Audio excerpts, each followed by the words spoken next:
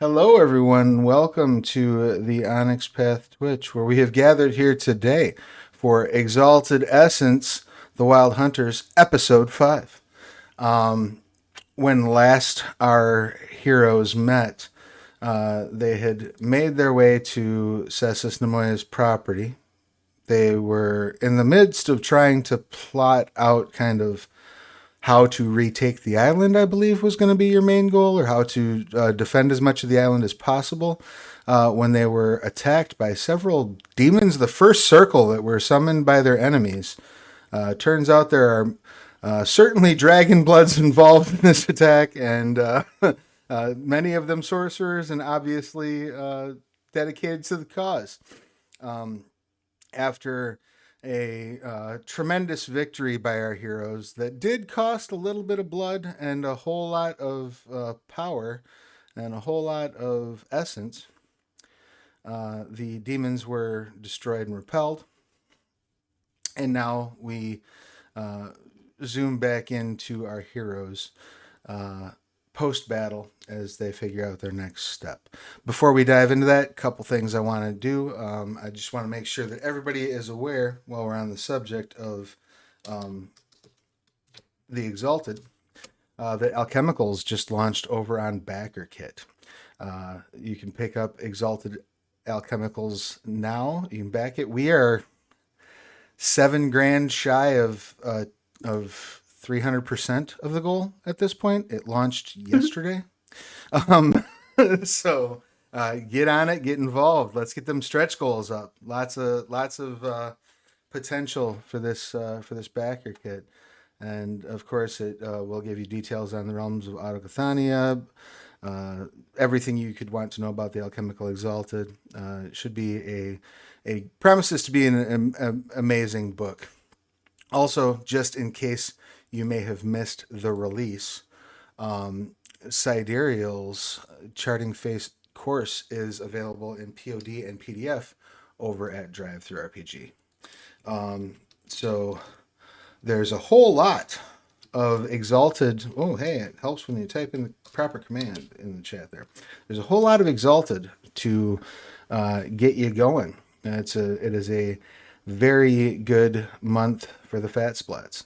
Lastly, if you enjoy Exalted Essence, you should be aware that Tomb of Memory, the Exalted Essence Jumpstart, has just gone up in POD and PDF last week. So if you're watching this and you're like, wow, that Exalted Essence looks like a whole lot of fun, whatever do I do to play it? Well, you can pick up the Tomb of Memory. You can dive right in. It is everything you need to go, and a whopping 10 pre-gens. I know because I laid it out.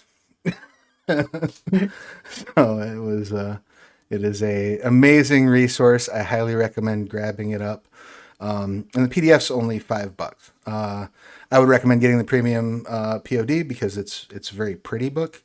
But yeah, if you're watching and you're like, Essence seems cool, how do I get involved? You just dive in, grab Tomb of Memory. It's $5. Drive it around the block, kick the tires. If you like it, pick up Exalted Essence. Now that I have paid the bills, let's meet our wonderful cast, who it's been far too long since I have gazed upon. So let's kick it off with Bliss. Please, if you could, tell us who you are, what you do, who you are playing, your pronouns, their pronouns, and anything you would like to promote. Okay, hi. My name is Bliss Steele. She, her. I do spicy game playing streams. And you can check out my stuff at blisssteele.com if you are over 18. I am playing Cessus Telrea today. Also, she, her. She is a sneaky bow hunting thiefy ninja type chick. She's pretty cool. And I don't really have too much to promote at the moment. Just watch my streams if you feel like it. Thank you very much. Beautiful. I appreciate you being here. It's always a pleasure to have you around. Speaking of folks, it's always a pleasure to have around. Michael, please give us your pertinence. Hello, I'm Michael, he, they. I am a composer, voice actor, and writer and streamer under Asterisk VTuber, right here on Twitch as well. And I am playing Cessus Volcan, a dude with a big sword that got quite hurt last last game.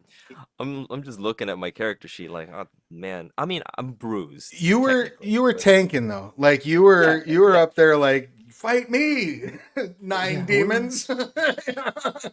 we were in the middle of everything. But I would the only thing I would like to promote actually is the fact that next week, Trinity Continuum Anima Masks in the Mirror comes back as well on Thursday, and so come and check us out then.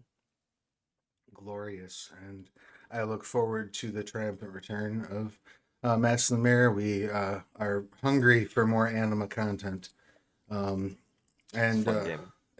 it's super cool. It's don't sleep on Trinity Continuum Anima if you are um, a fan at all of our games. It is, I think, one of the finest additions to the Trinity Continuum that we have done, like hands down. It's a really cool setting. Um, so, and speaking of really cool, that brings us around to Ryan. Please regale us with your pertinence. Yes, I'm Ryan. I am ill right now. I'll try to mute before every cough, but I can't promise that I will. My pronouns are they, them, and I'm playing Tepet Maris. Whose pronouns? Oh, he, him.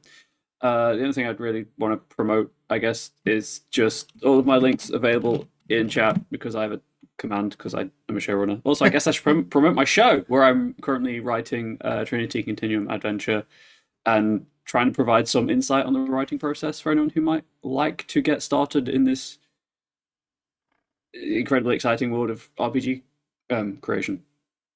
Yes, highly recommend folks check out Behind the Screen. It is a quality show full of wonderful insights. And Ryan, I don't know if I tell you this enough, but you are amazing at engaging the audience and keeping them kind of on board with what you got going on, and reaching out to them in a way that I think is very cool and very fluid and fits in very well with what you're doing. So Thank you. that's my compliment to you for the year. I appreciate that. Cue the next one. The year's almost over. Came pretty late, huh? Yeah. I'm a procrastinator. What can I say? So on that lovely note, I believe we have some unspent milestones, things along those lines to address. There was also some quite a bit of anima got built up last session. I do believe that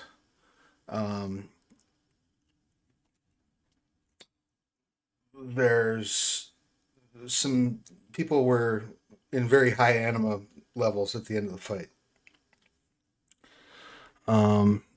And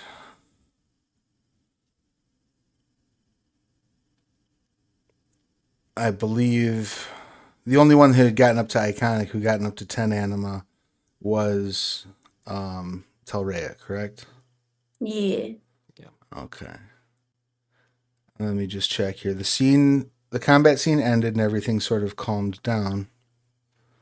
So I just want to make sure I'm addressing that properly. But while I am, did any of you have know specifically where you wanted to spend your milestones? No. Also, I realized yesterday out of the blue that I misspoke last time when just like a record clearing thing about how I had all those spells that make ranged attacks and I've got nothing in ranged combat. I realized there's a line in the spellcasting that says you can use sagacity in place of ranged combat. So I'm not a complete idiot, and I can actually use my ranged attack spells. I believe, yeah, we discussed that at the end of last session. So, good to know. Good to have. Just for your awareness, at the end of a scene, you may reduce your anima by 1 or 2 points. If a significant amount of downtime passes, you can just reduce it to 0. A significant amount of downtime has not passed. This is just the start of the new scene. So, Telrea, you can bring yours down as low as 8. Okay. Which still leaves you at bonfire levels. You're still visible from a bow shot away. And I believe in your case, because you are water aspected, correct? Mm-hmm. So I do believe in your case, that means that you had essence and automatic successes to gambits if you try to disarm an opponent or pilfer an item. And when an opponent tries to target you with a grapple or ensnare you, you add your essence to defense. You also can move across any liquid surface like it was solid, which you can do at your basic anima levels. Where's everybody else at anima wise? I chose to lower mine down by 2, so I'm now at 5, which is still the destroy all non-dragon blooded in my area levels of anima, but it's better than it was. I was only actually at 3. Okay. I'll lower it to 1, but That's a rookie number, Michael. You gotta get those numbers my up. sword uses anima. I smell anima with my sword. That's true. It's true. Your sword So- does some pretty outlandish shit. So Yeah, so I mean, the Dieclave probably has more anima than I do right now. You're not But, wrong. yeah. Cool. Do we know? So we've got our stuff reduced. I'm going to assume that you're going to, while you remain in these heightened anima states, not go back into the house. Yeah. Yeah, I don't want to I don't destroy want to the... drown everybody. Yeah. I want them on side so I can get House Tepet forces here, Sure. and I'm not going to do that by destroying the satrap's house mansion. Yeah, that's probably not the best approach. For Fair. That's very fair. Remind me again. I'm sure I'll learn at some point in the next 10 years what you can do with your milestones. Sure, I was just about to go over that. So, everyone, I believe, has an unspent personal milestone from last session. Does that sound accurate? Personal, Yep. minor, and exalted. Excellent. Or Yep. exalt. I have those 3 unspent as well. So, on a personal milestone, you have the option of gaining a new mode or repurposing a charm, or purchasing a mode unique to your character for any of your charms or spells. So, if you have an existing charm or a spell that specifically lists a mode that you don't have that you are capable of taking, you may do so. If you have a charm that allows for repurchases, such as Oxbody, you can do so. You also have the option of unlocking the first dot of an ability, or gain, intensify, or change in intimacy or tertiary merit if the story supports it. I know there was some discussion before. I don't remember if milestones got spent on it, but I know you had all sort of used your Princes of the Earth to like amass resources. I don't know if anybody wanted to actually buy tertiary resources, but you can certainly do so if you so choose. Or any other merit for that matter. So those are your options for your personal milestones. Did you have a question about that? I do. Remind me what the errata for the Oxbody technique was again. Sure, I will look that up in my handy dandy notebook. Because I do believe it is in my handy dandy notebook. And Oxbody is listed under.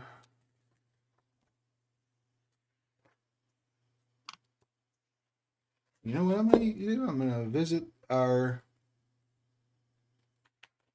beautiful and detailed index.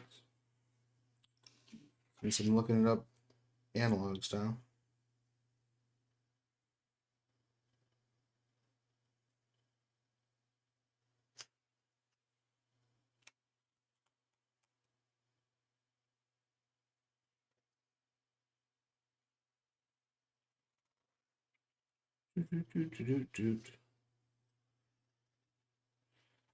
I lied. I'm gonna cheat. Hold on. Is it, correct me if I'm wrong, is it I no longer increase my base soak, it's just one additional -1 health? So Yeah, Or my one -1 health? the repurchase gives you everything but the soak increase. Okay. So when you repurchase it as a dragon blood, you gain the additional -1 health level. Okay. So it'll be it'll be 2 -1 health levels, right? Because Ox Body generates a -1, and then the dragon blood gets an additional. Okay.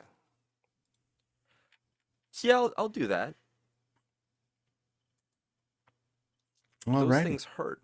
So Yeah. Word. Understandable. And how about you, Ryan? Did you have anything in mind?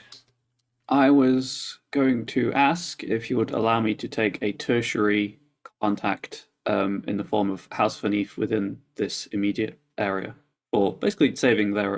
It is Vanith, right? The mercantile rights.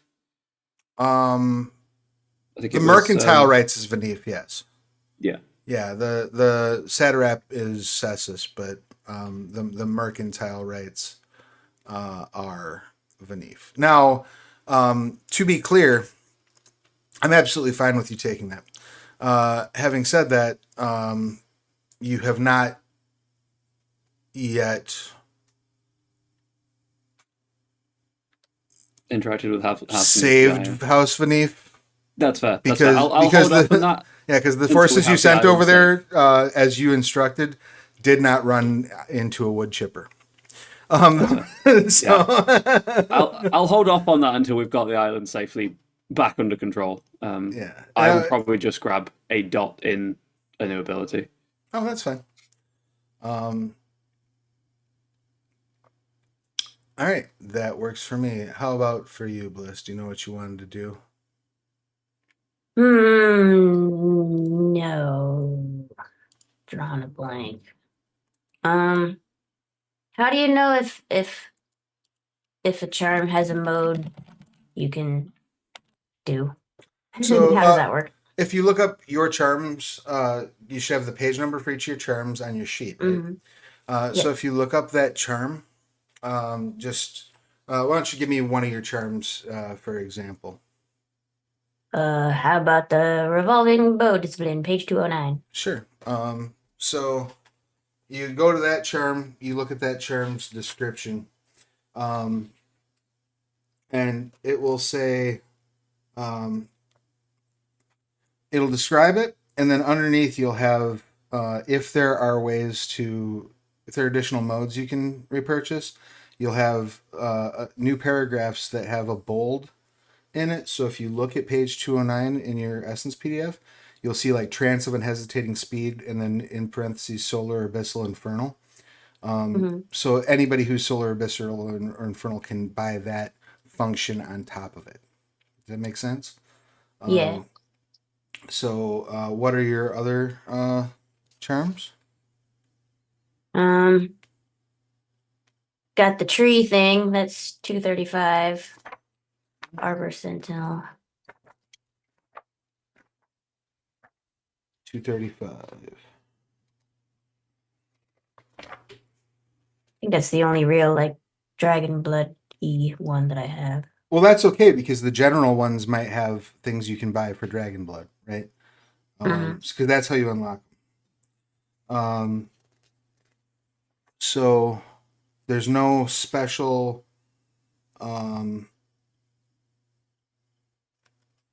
There's no special repurchase for fire.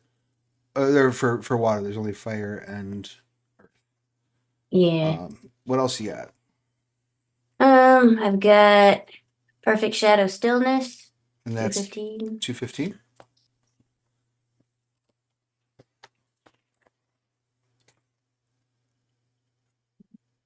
So the only repurchase on that is for abyssals. Sheesh.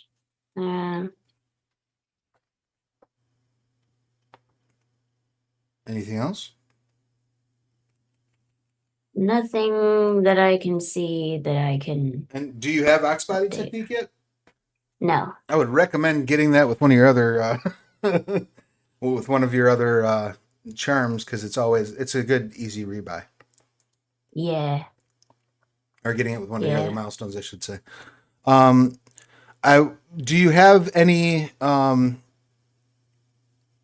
dots in war or navigate? Yes. You have I dots. added one to war last time because I feel like I was gonna need it. That's fair. What about navigate? I have 3 in navigate already. Okay. How about integrity? I have no integrity. Might not be a bad ad. Yeah, why not? You know, that comes in handy. Mm-hmm. All right. So that takes care of our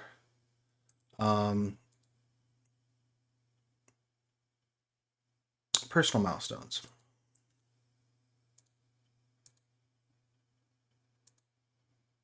So next up on the chopping block are our minor milestones. I believe everybody had one, correct? Yes. So with those, you can increase an ability by 1, or you can learn a new universal or exalt charm, evocation, martial art, or spell.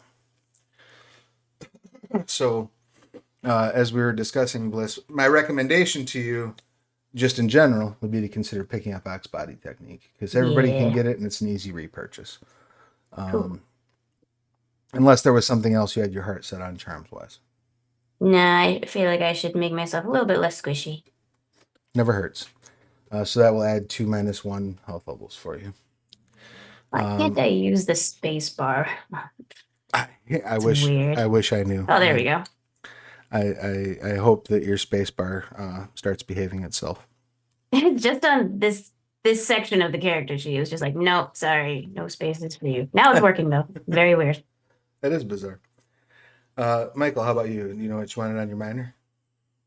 I think I'm going to put the final point of close combat and fill it up to 5 so that I will have all of the dice.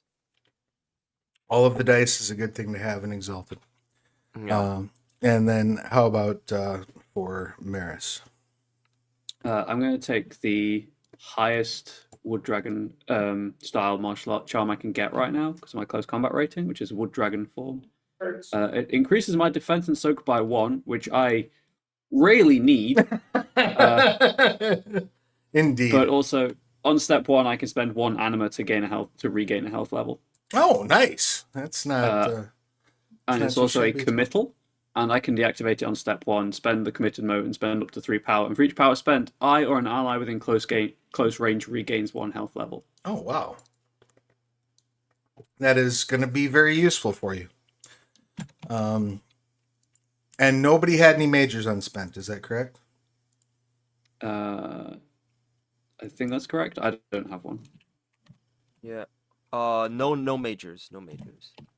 All right. Exalt milestones. There is one for me. Exalt. Yeah, I have an exile as well. Did you know what you wanted to spend yours on, Ryan?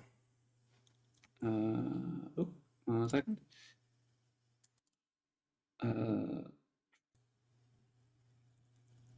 Probably Ox Body, actually. Ox Body it is. Ox Body for everybody. You get an I Ox will Body. check You get the an- universal charms, but my lack of soak is an issue right now. Sure. Yeah, as you learned the hard ass way last week. Yep, very much so. Yeah, it's like that whole cartoon meme. Well, what if he cuts himself? Then that will be an important lesson. Yeah, And it was an important lesson. Beautiful, Michael. How about for your character? Any charm? I think I'm pretty beefy already. So I'm going to do I'm gonna do an interesting one. Since I just got Close Combat 5, I'll take Heaven Thunderhammer. Nice. And please, what does Heaven Thunderhammer do? Spend one mote on step 7 of a decisive close combat attack. At the end of the attack, a target is knocked back 1 range band and falls prone.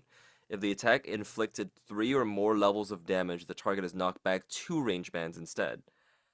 So, this may be used Nice. during a clash, so they're just actually sending enemies flying. I love it.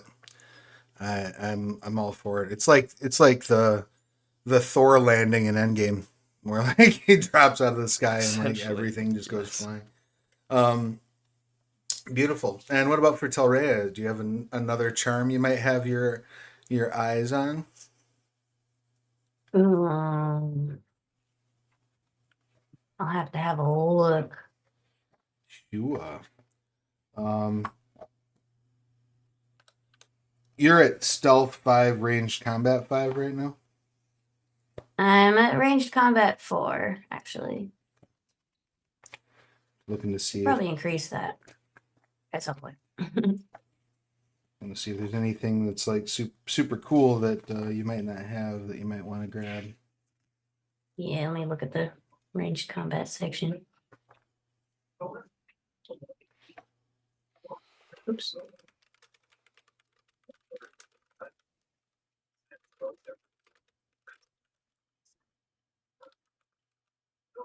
Oh my goodness. What is your quick question? What's your close combat or athletics? My close combat's 1, my athletics is 3. You might want to look at streaming arrow stance, which is a universal charm, prerequisite of ranged combat Streaming, you 4. say? Yeah. You commit 1 mote for the scene, and while the stance is active, you calculate your defense using ranged combat instead of close combat or athletics. Oh, Wait, that's sick. that is sick. Very Whoa. nice. Yeah, it's on page 209. Mm-hmm. I shall purchase it. Awesome. That is handy. Oh, I love that flavor text on that. Yeah, it's a pretty 1 by 1. Her projectiles turn away attacks, and her warning shots make enemies think twice about getting close. So yeah, you can flavor it however you want. Like it might be like you shooting things out of the sky as they're coming at you. It might be you blocking with your bow. You basically turn into Stephen Amell at this point. You are Arrow. And that is. Did I give you the page number on that, or am I? I got it. 209. Excellent. Yeah. All right, rock and roll. We have made our expenditures then, correct? Nobody has an unspent milestone? No, I'm good. Correct, I believe.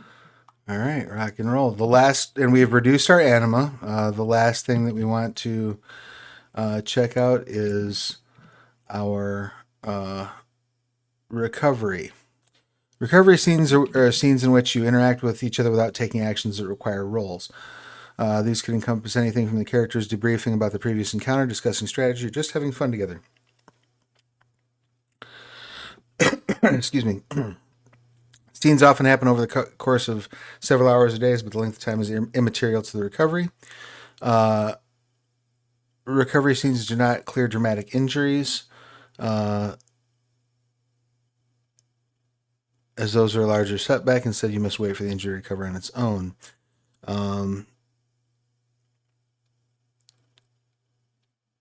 So let me just see here.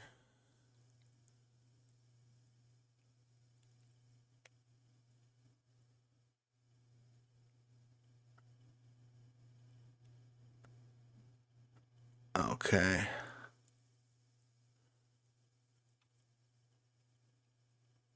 So you heal from least, most severe to least. Looking to see if there's a specific time frame.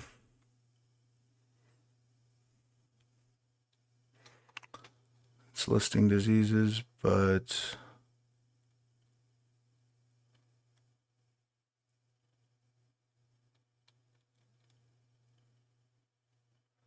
yeah. So effectively, it sounds like if you take a recovery scene, as long as there's not like a dramatic injury involved, you basically just get better Okay. because you're exalts. So I will assume this next scene is that as you recover from the battlefield, gather away from the structure. Now, obviously, your animas are not a danger to one another, but you have definitely sent a signal to the invading forces of House Catholic that you didn't come here to play.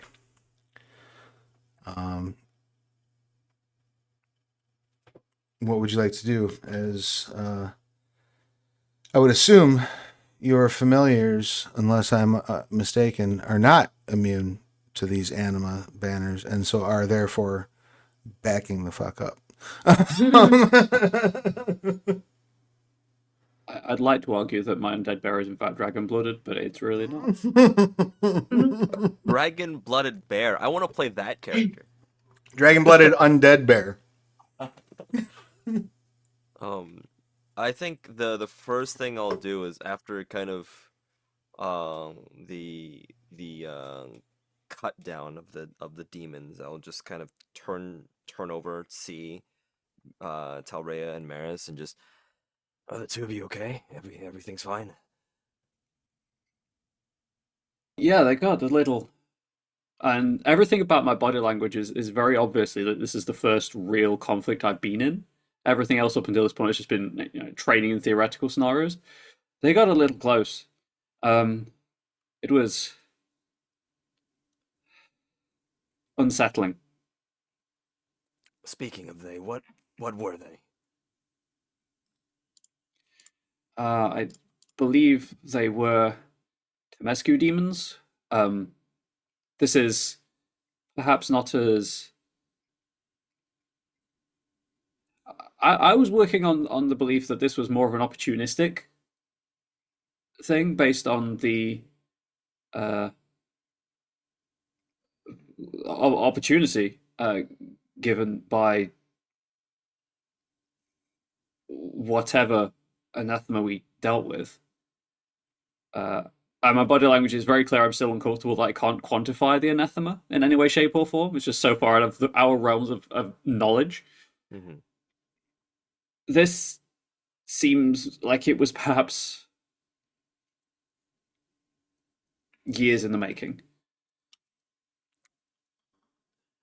So you're telling me that, well, obviously it's planned, but how far planned would they'd have to be able to summon so many demons? Depends on the level of spellcasting they can draw upon. If this is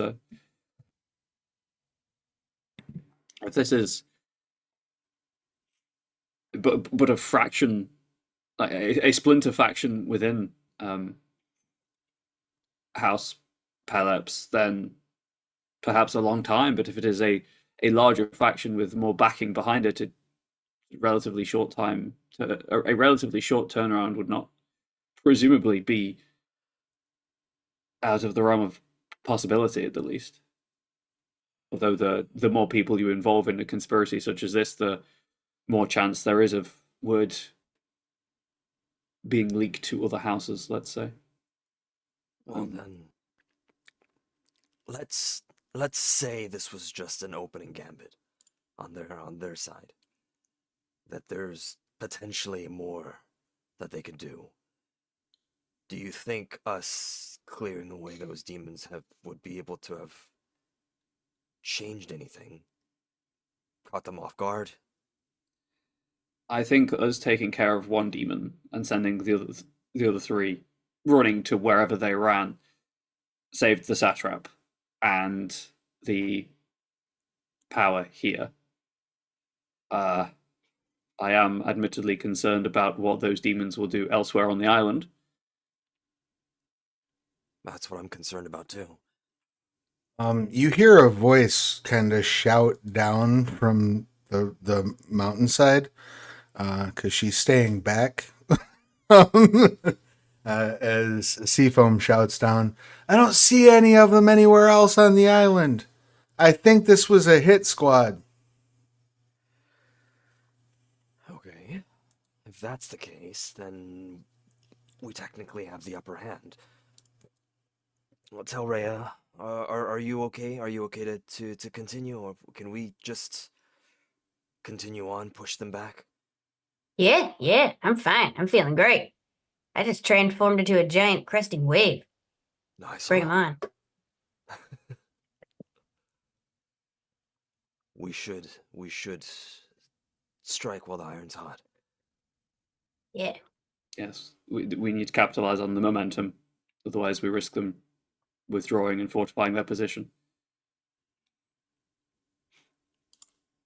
With that, not knowing how long the recovery period needs to be, is it possible for us to have recovered slightly in that sense, if it was just like kind of bruise marks Yeah, to if continue you're on? as long as you're not into your -1s, I would say you can fully heal. Okay, If you're into -1s, you would probably just heal your -1s. sounds good. Um, if that is the case, then I will just shoulder the diclave, shoulder the top side handle of the diclave, and then just press on forward, kind of wading through the bits and pieces of the skeleton army that got completely blendered in the last fight. Yeah, we lost some good skelly boys today. Do you do you have any command for Seafoam? Do you have any command for the um, living forces? Because correct me if I'm wrong. Um, you've got Seafoam's forces kind of on that back path, making sure that nobody else can come through it. Yes. You have half of your forces, Maris, on the other side of the island right now. Yes, their instructions were to try to retake the docks. And the remainder of your forces, of your living forces, are where? Right now, I think they're here, just forming a. I thought they were defending the satrap, right? Yeah, they're defending the mansion, manse, whichever, Okay. defending the satrap and Yeah. the estate itself. Do you have to any prevent- any commands you wish to order to change those positions? Um, I think the only other one, I would say, would be to have Seafoam probably perch somewhere safe, to be able to, if there's any sort of danger at the docks, or if there's any problems at the docks, to like send out like some sort of a flare or a signal to show us. Okay. But I don't know if there's any other ideas um, anybody else would have.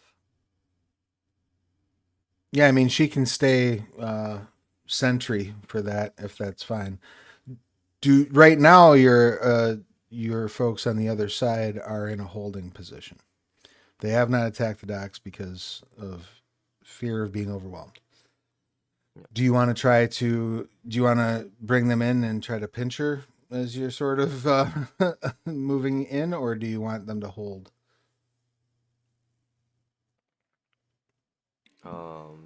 That's Barris's troops. yeah, I mean, if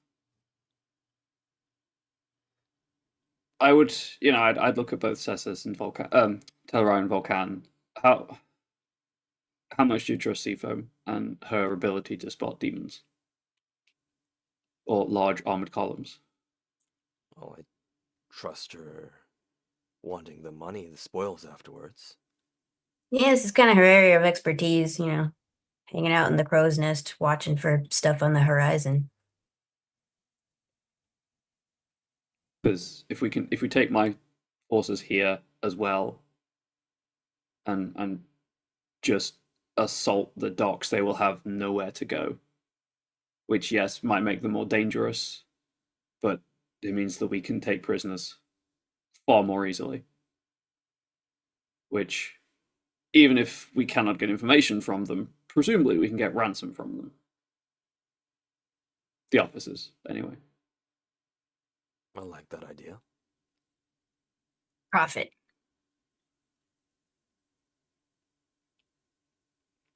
Sure.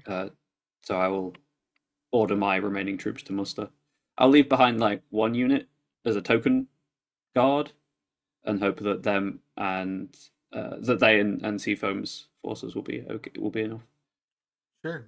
By this point, Cessus Nemoya and Tepet Barrel have recovered to the point that they're able to participate in their own defense. The wind is no longer out of their sails, as it were.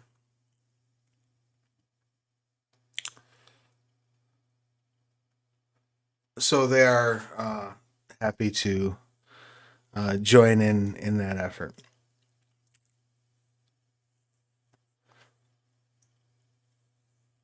How big of a contingent are you leaving behind? Like a size 1 battle group, effectively? Yeah, we'll go with that. All right. So then, likewise, you'll have effectively a size 4 battle group of living soldiers to work with. In addition to any soldiers that you might make along the way. Yeah, of course. Goes without saying, really, doesn't it? Unfortunately, if there's one thing that there's no shortage of on Wujian right now, it's corpses. Great. Excellent.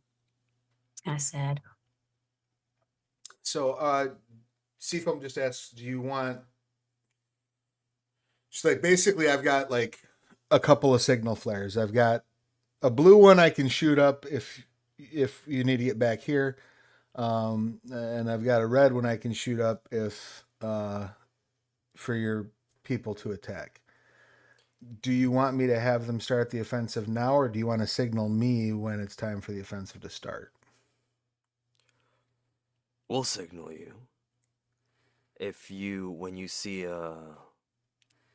let's say if you see a grove of trees growing in the middle of the port. That's fair. It's a good signal. Or if Telrea lights up like she was. You'll know things are going down. I will watch for trees and hurricanes.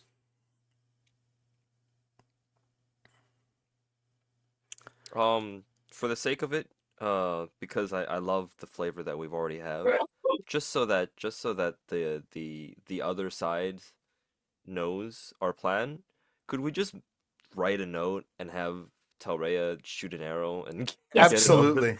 Absolutely. Red flare means go. Absolutely. Telrea can definitely deliver an arrow message across the island. Awesome. That's just gonna be our thing. Like, Yeah. It always comes at the expense of one member of the battle group as they catch the arrow. Message for you, sir. Yeah.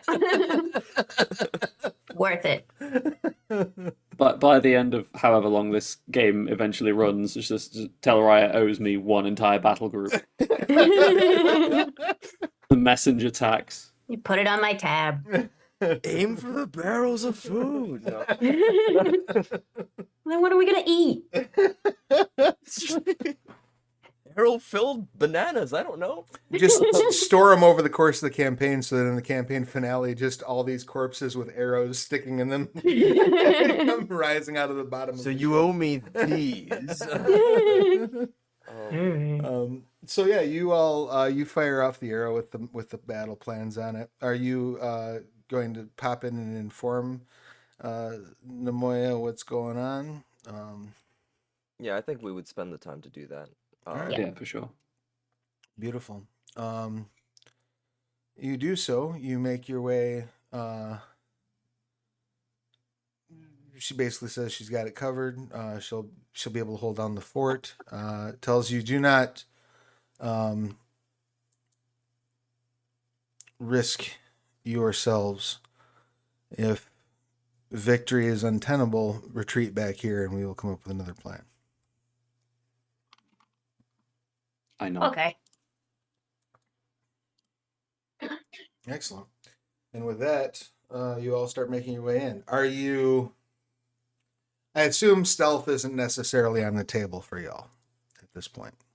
Stealth is never on the table for me. So,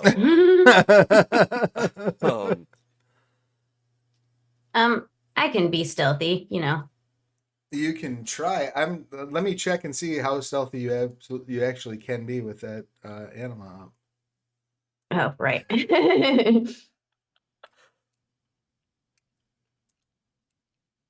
I will say also, my 6 pirates that I have as a tertiary command, I think they should come with us. Just a little extra backup.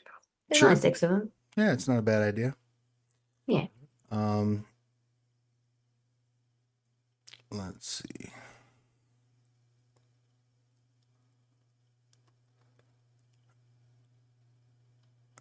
So normally you at this stage you can be seen from bow shots away.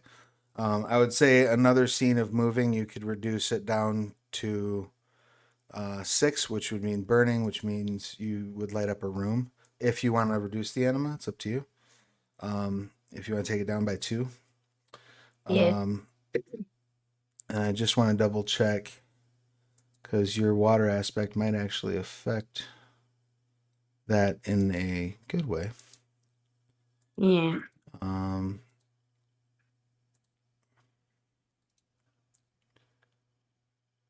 No, it's just defense, not stealth. So I would say that you're probably going to be. I would add your anima to your. I just need to answer the door. Oh, sure, go for it. I'm going to add half your anima, rounding up to your difficulty to your stealth rolls. Is what I will do. If you want to try to, sneak up,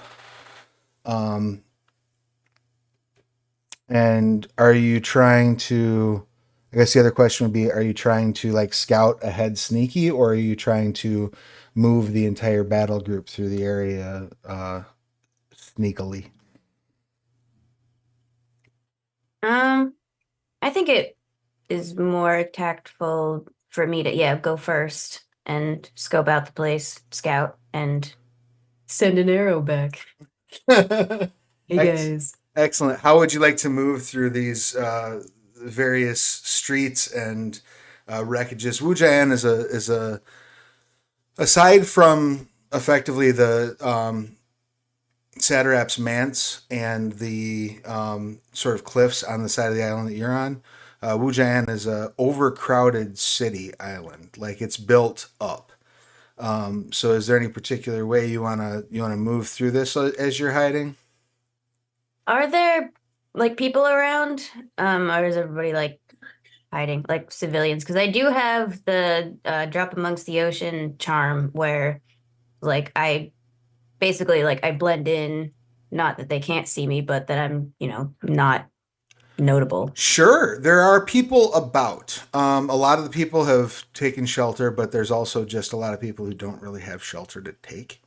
The streets are not empty.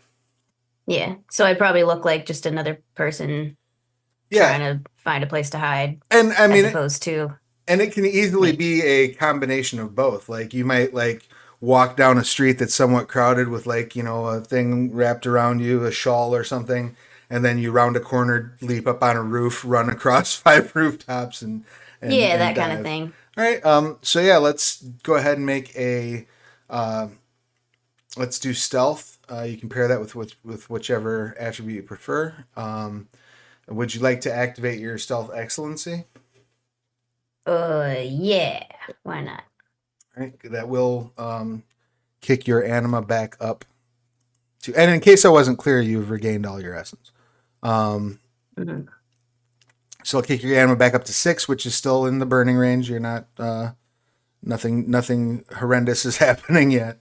But you can now roll stealth twice plus your whatever attribute you'd like to lean on, And then I will give you 2 stunt dice as well, because I think that combination is kind of cool. Now, is there any expense for you for using the drop among the ocean charm? Yeah, it's one moat. All right, so that brings your anima up to back up 9? to 8, Goddamn. because you had to drop it twice. So Yeah,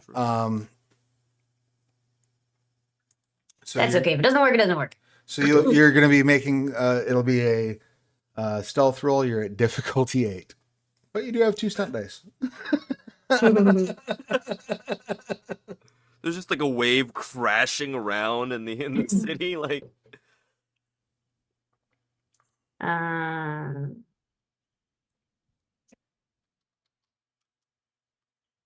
oh geez. Okay. 1, 2, 3, 4, 5, 6, 7, 8. Excellent. Hey. Excellent. As you're all walking along, Telrea's like, I'm going to scout ahead. And then you all see her pull like a straight up Batman. Like she like jumps over a thing and then she's gone. And your whole battle group is like scratching their head like where did she go? I'll be right back. You start diving through, scouting ahead. Is there anything that Volcan or Maris would like to do while Telrea is scouting other than just advance? I would like to advance, but not impede in her scouting.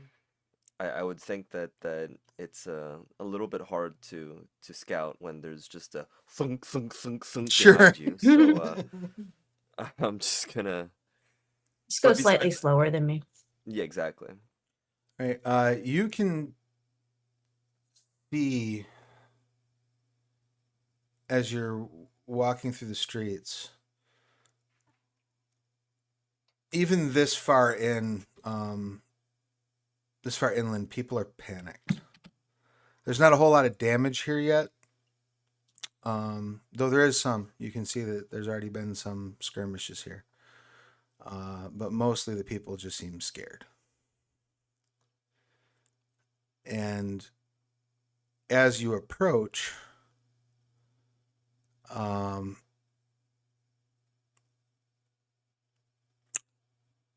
you witness a mixture of responses. Probably half of the people that you see seem assured, calmed, perhaps even joyful to see House Tepet's colors making its way through the streets. But the other half seem legitimately terrified of you.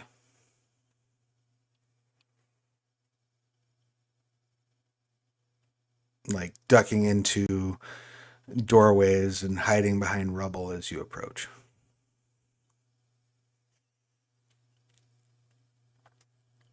As you start making your way deeper into the city, this response starts to shift the other direction. People becoming more terrified as they get closer to the actual damage. Telrea, as you're scouting ahead,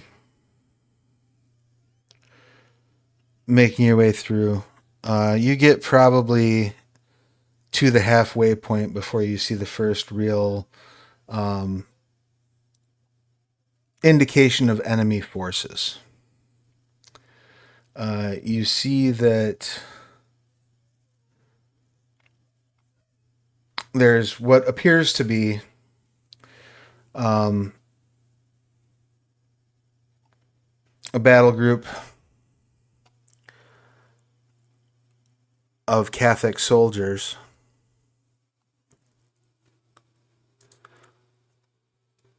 eyeballing it.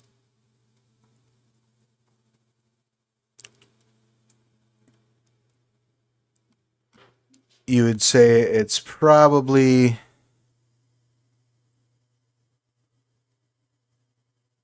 50. Oh boy.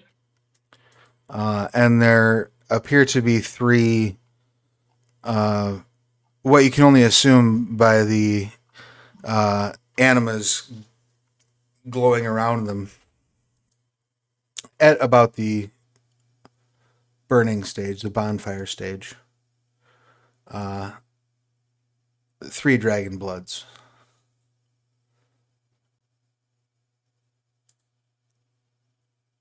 They are also wearing Catholic colors. And they are all fire aspected. Uh-oh. Everything is changing. The Fire Nation is attacking. I was about to say it's always every single time. You can see this group currently stands unopposed. And while the soldiers are making a good show and they have their weapons out and they are definitely roughing up some of the citizenry that maybe isn't moving fast enough or whatnot, the Dragon Bloods are just calling out orders. They're saying, "Subjects of Ujjayan, please calm yourselves. We know that this is a difficult time of transition, but we assure you, once the island is secured under Catholic leadership, you will know peace and prosperity. In the meantime, however, we must insist upon your obedience." Sheesh.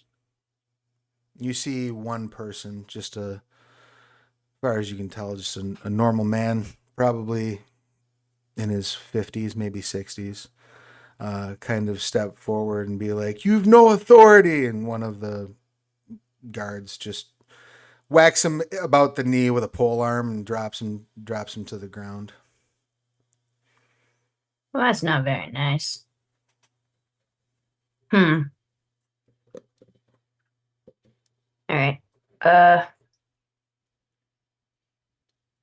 I will write a note, and a arrow drops at you guys' feet as you are advancing, saying basically what I just saw. You want me to do anything? Or yeah. Let really quickly, could I get the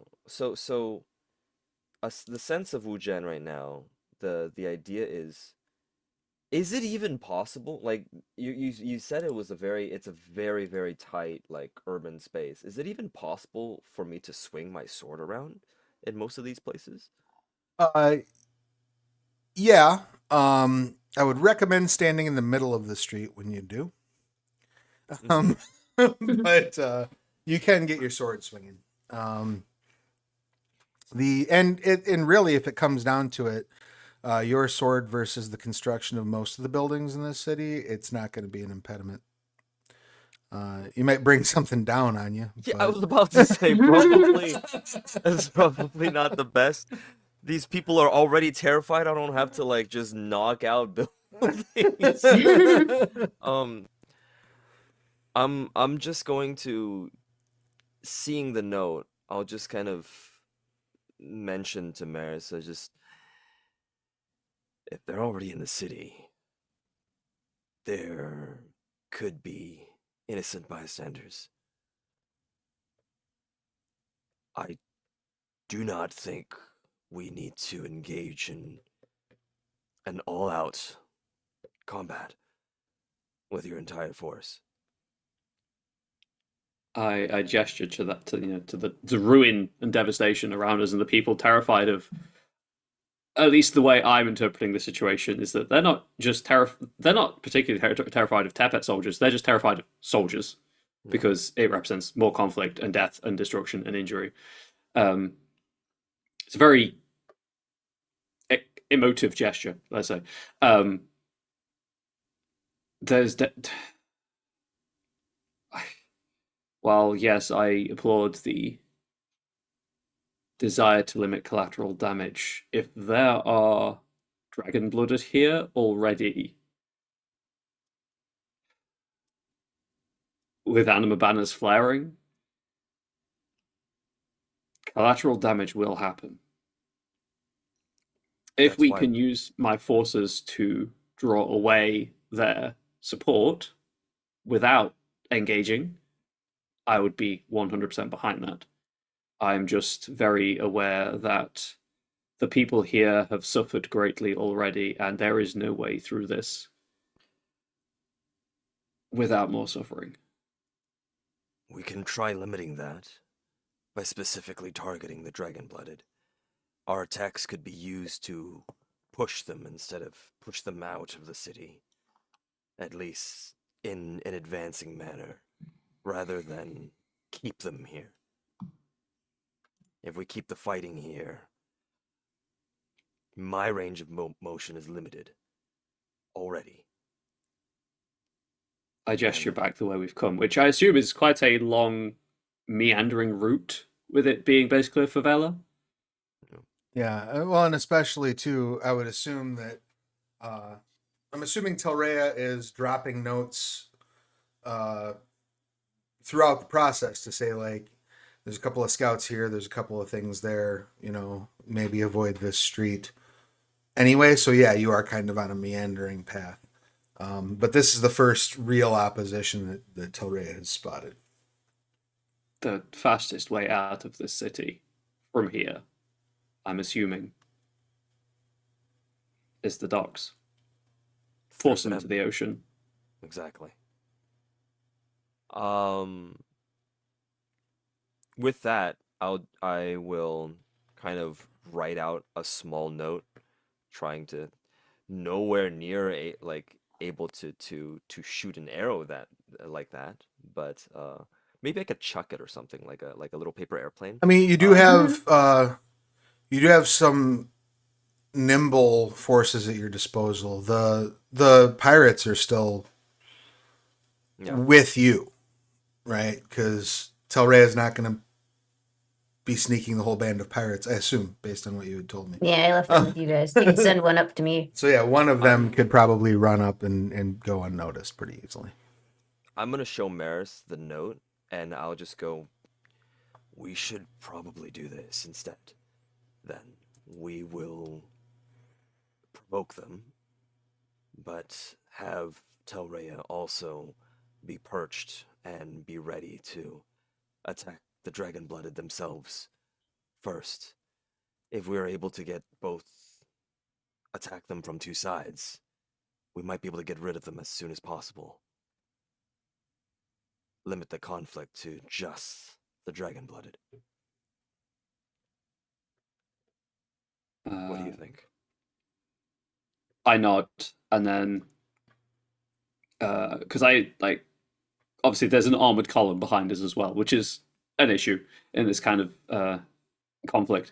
So I will pass the message on through officers and whatnot that this is a once we get to the docks, they are to form a shield wall and to try to limit collateral damage as much as possible.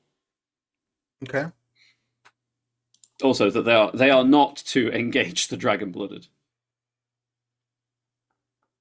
unless I or any of my half-mates instruct them otherwise. All right.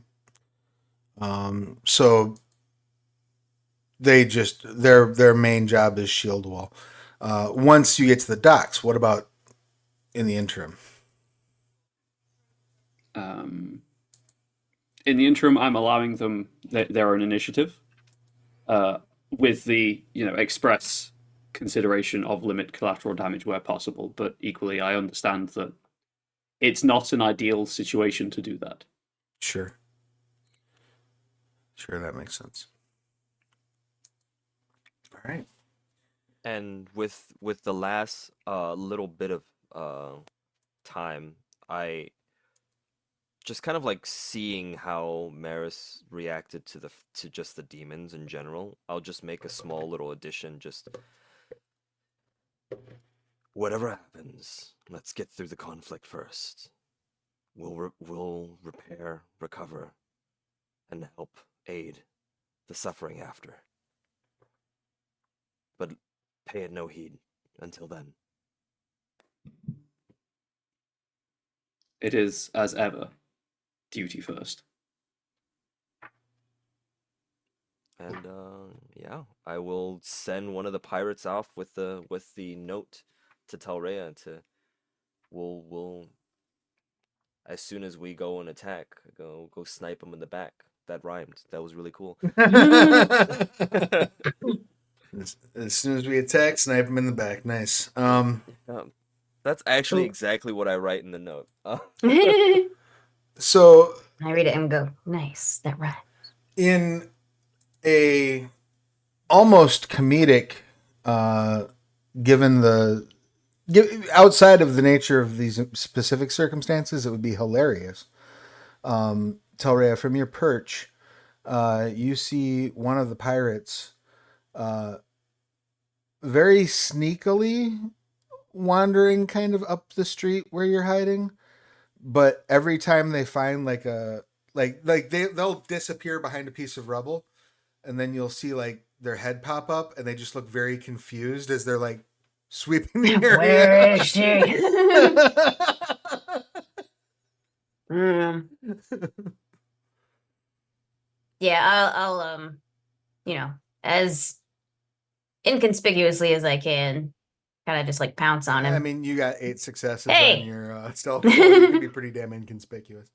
I would assume you're staying back far enough that you're not actually dealing any damage to them. Yeah. It's kind of like when Tigger likes to pounce on Pooh Bear and they kind of roll, but then like he lands with Tigger on his chest and no one's hurt. Yeah, it's really only about as long as you're staying a couple meters back from them, they're probably okay. Yeah. They turn to you and say, "I have a note for you." Read out the lovely rhyme.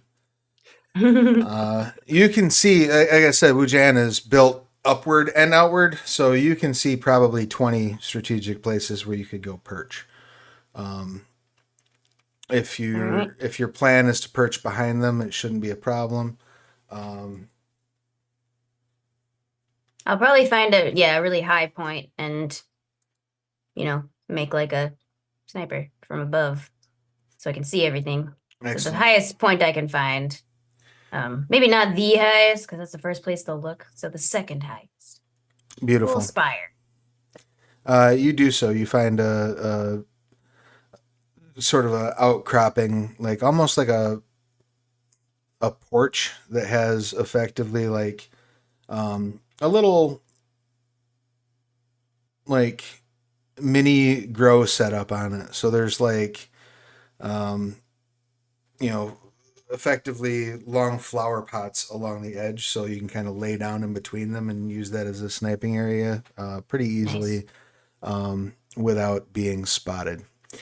And a tree will blend right in, just in case I need to plant one. That's not quite so likely. But in fact, if you do plant a tree, what's probably going to happen is it's going to rip through the bottom of that porch all the way down to the ground. Okay, yeah. Don't do that. But it is an option. As the rest of you, so you have perched, you're good to go. As the rest of you move forward, is there any other actions that you're taking in preparation of encountering these folks?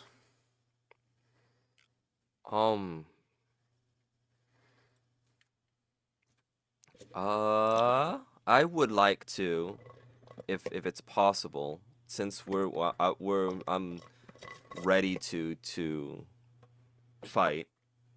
I would like to commit the mote to bless my weapon with the dragon graced weapon. Sure. Uh, That was the charm you purchased this morning, correct? No. This is one that I purchased last time. Actually, I didn't get to use it yet because I didn't have the time to, unfortunately. But essentially, the already this thing has a bunch of it's already kind of like wrapped in vines, but then now it almost kind of like encompasses around my arm and the back of the blade as well, and all it does is it gains the disarming tag, but then since it already has disarming, then it gain a bonus die to attack rolls. Beautiful. But yep. The vines extend out, covering your sword arm. As the approach is effectively like what we just completed is effectively an additional scene. I will give you all the option, if you so choose, to reduce your anima by 1 or 2. If you don't want to reduce your anima, you're more than welcome to not. Just let me know. Are you making any adjustments, Telrea, to your anima? You're currently sitting at 8. Yeah. Do you want to reduce it to 6, or do you want to hang on to it? I'll hang on to it. All right, just in case stuff goes really wild. Yeah. Maris, are you dropping off your last anima point? Yeah, so across the 3 scenes, I've lost 4 anima, so I'm down to 3. Okay. So it's just in For an some reason, attempt to hide. Oh, that's right. It was Vulcan that started the lower anima. Yeah, I racked up 7 last session. This is more just an attempt to hide that I am exalted while still gaining the benefit of the active anima for an air aspect. Okay. Dragon-blooded. Well, my anima is not even activated, even after committing the mode. I'm only at 2, so we're good. All right. You advance. As your forces are moving through, just again, 100% clarity, you're making no attempts to obfuscate your forces, right? You're just rolling up.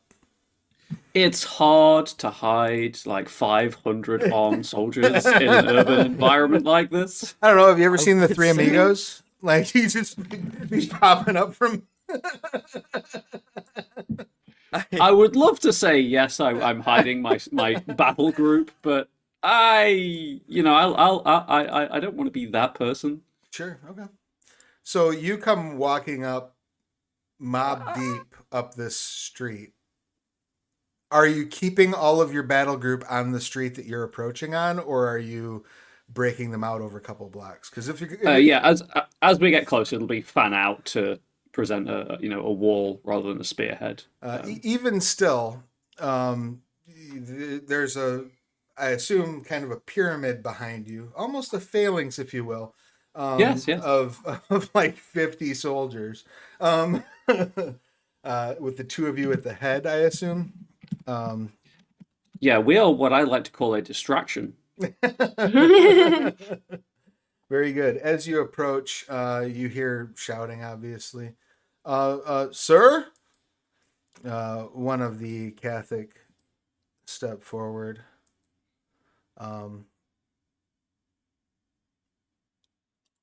Folds his arms. The other 2 are still at the back. And says, Cousins, good to see you here. Have you come to pledge your loyalty to House Catholic? More like I'm gonna pledge this blade up your. I'm I'm just gonna pull like the diclave from the back of from like over my shoulder, and I'm just gonna charge up at them. I don't want to talk right now. Excellent. You just I'm like, just we're gonna- not doing this today. Shunk. No, yeah. I look like I was about to say something, and then just abandon the thought immediately. I love it.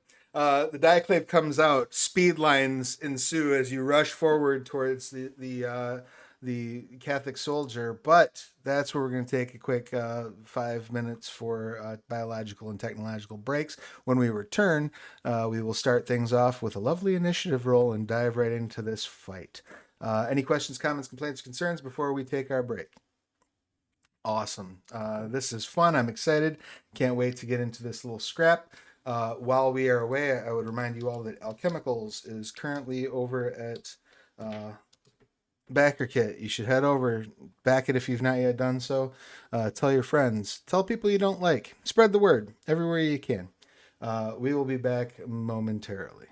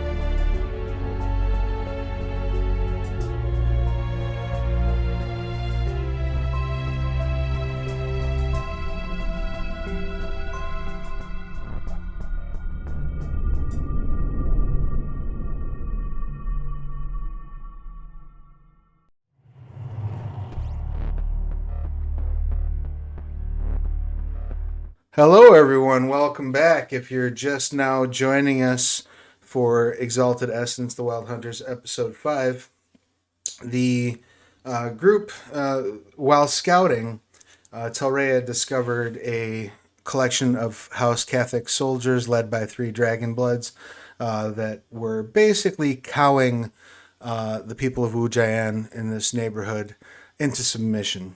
Telrea was able to sneak up into a sniper type position whilst Maris, Vulcan, and the battle group made their way up to where the Catholic soldiers were stationed.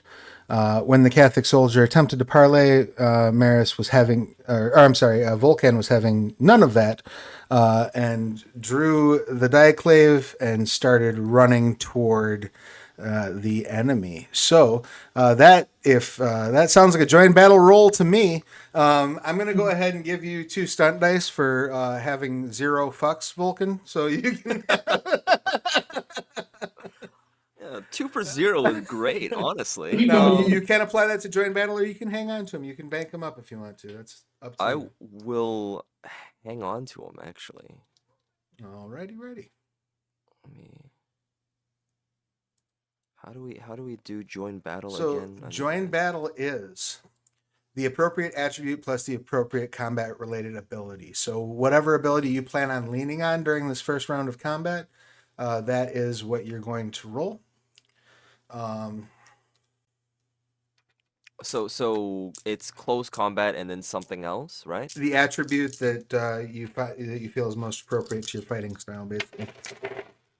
Is it okay to argue that I'm using presence in the sense that I am literally in the middle of everything going to like charge at them in that sense? Like kind of like really making myself the biggest threat as possible? Yeah. So to lean on, I'm sorry, on which attribute? Presence. Yeah. So Or are you talking about like athletics slash stealth or so, something so like that? it would be like your yeah. It would be like your close combat plus your finesse, for example. Oh, that's what you mean. Yeah. Okay. Yeah. I will do that.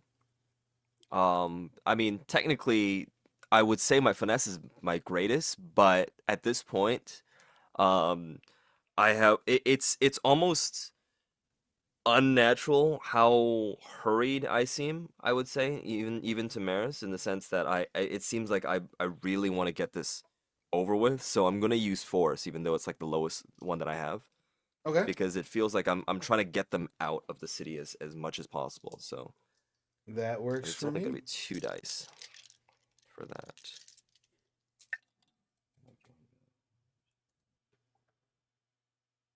That is 4 successes. Excellent. What did Maris get on joint battle? For Maris, I got 5 successes. For Brock and the Bear, I got 5 successes. For my battle group, I got 7 successes. Nice. And if you could roll for Telrea, what did you get? I got 4. And what about for Shadow?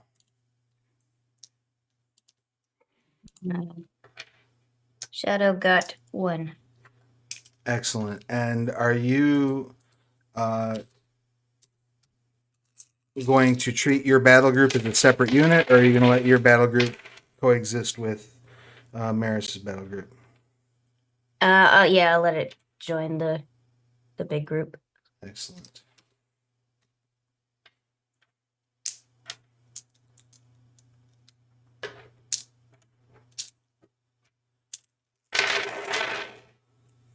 Just making sure I've got everybody on the other side covered.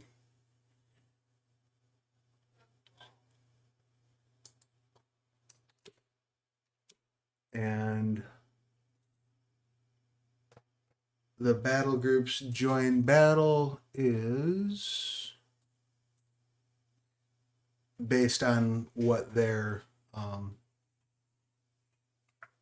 what template they're using effectively, correct? Yeah, it's just whatever the primary pool is.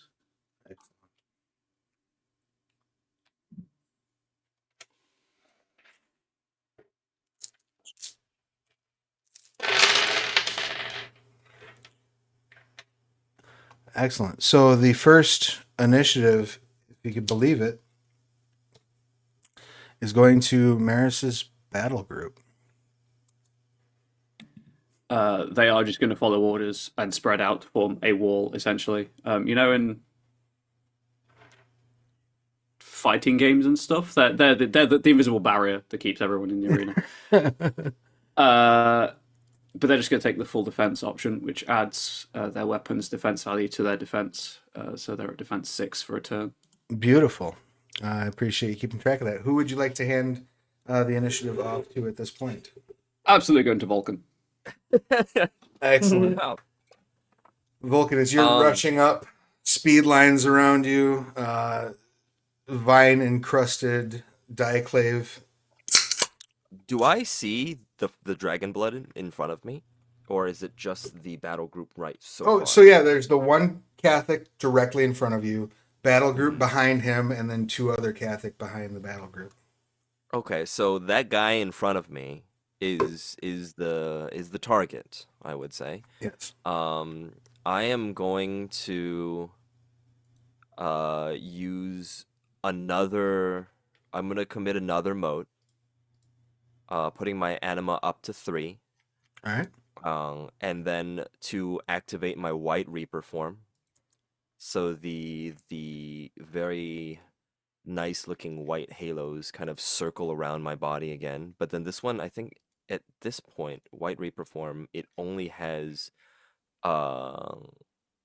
it's just one whenever I do the decisive attack, so it's almost just a glow instead of like a full halo. And I'm gonna make the Withering Strike to attack into him right now. And I would say that given the actual close quarters combat that I'm going to have to do without to not destroy anything, I think the attribute will still be finesse.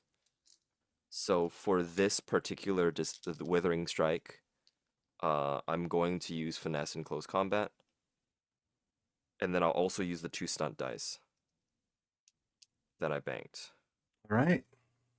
Let's see it. 2, 3, 4, 5. 1, 2, 3, 4, 5. 1, 2.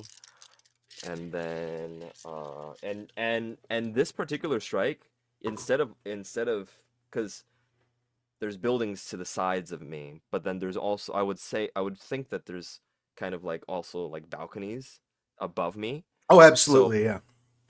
So instead of swinging overhead or to the side, I'm gonna take, like, let's say the handle like this, and then I'm going to swing it like this and take the blade into him from like below and kind of slide into him like that way. Well, you can have 4 more stunt dice for that beautiful description of how you're about to fuck this dude up.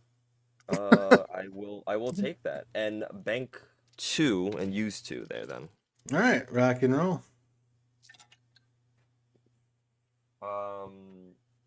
Remind me what 10s do again on this 10s count as 2. 10s count as 2? Okay, 1, 2, 6, 7, 8, 9 successes.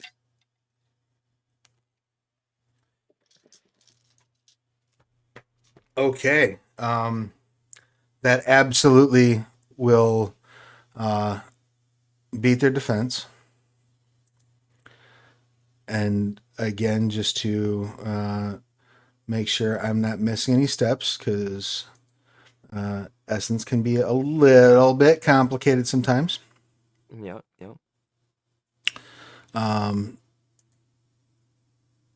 So as you are making your withering attack, you have met the target's defense. You got 7 successes, you said? 9. 9 successes. Excellent. And does that include the bonuses from your weapon? No, it does not actually. It was overwhelming, was it the one that I used? No, For overwhelming is what you get regardless. Like even as I long see. as long as you succeed on the attack, you gain the So it's overwhelming. It's the accuracy. okay, so I don't have any accuracy for Okay, the excellent. weapon. So you get one for meeting the target's defense, which is a 4, Mhm. and then Is it you 5 more? yes gain an additional for each success beyond. So it would be 5 more, so I get 6 in total. Correct. Sounds good.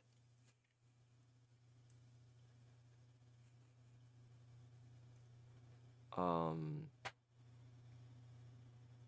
with that, I think that will be my turn.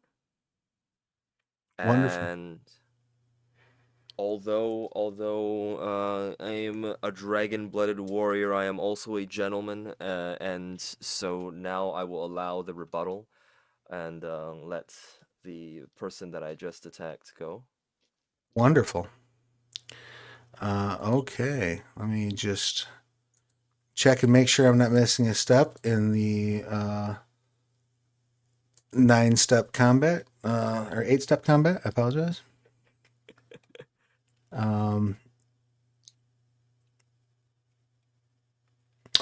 Excellent. They are going to likewise attempt a withering attack on you.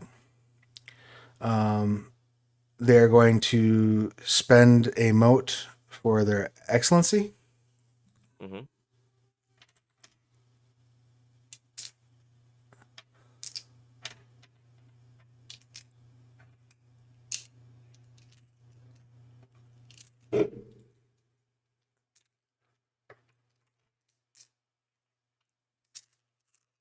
And they are going to spend an additional 3 motes on step 1 to gain an additional 5 dice. It's a lot of dice. Chuckles, we're in danger. As you see, they drop into a stance, and you see their fist start like subdermal glowing, like they turn on the Iron Fist, effectively. And they're going to use said Iron Fist to make a withering attack at you. This Like isn't fighting old man Danny Rand or something like exactly yes, absolutely. I'll just get another die. That one was a soldier that was lost for this combat. So your defense is that? 4. Yeah, it should be 4. Yeah. excellent. They got 8 successes, so they are going to kick themselves up to 4 power. And that is their turn. They are going to pass things on to their battle group, who are going to likewise take a defensive position. Ryan, off the top of your head, what was the bonus for the defensive position for the battle group? It's the defense bonus of their weapon Excellent. gets added to their defense for the round. Wonderful. They are going to pass things along to Telrea. Okay. I will Now, do be aware there are 2 other Dragon Bloods that have not yet gone. yeah, I'll attack another one of the 2 that have not been attacked yet. As you fire, thinking you're in a perch, you're surprising them, right? You're gonna get them. And I would remind those of you who are fire aspected, right? Any of you fire aspected? Okay, excellent. You realize as you knock your arrow and the one that you're about to aim at looks over their shoulder at you that the base anima effect of fire, the passive effect, is where there's smoke. At the start of your scene, a fire aspect may sense anyone in the scene who harbors grudges or heated emotions. Is it safe to say that you have a grudge or a heated emotion against the Catholics? Yeah. I interpret that to mean you're not going to surprise them. Doesn't mean you can't attack, but you do notice like them like look over their shoulder at you as you knock your arrow. Yeah, well, dang it.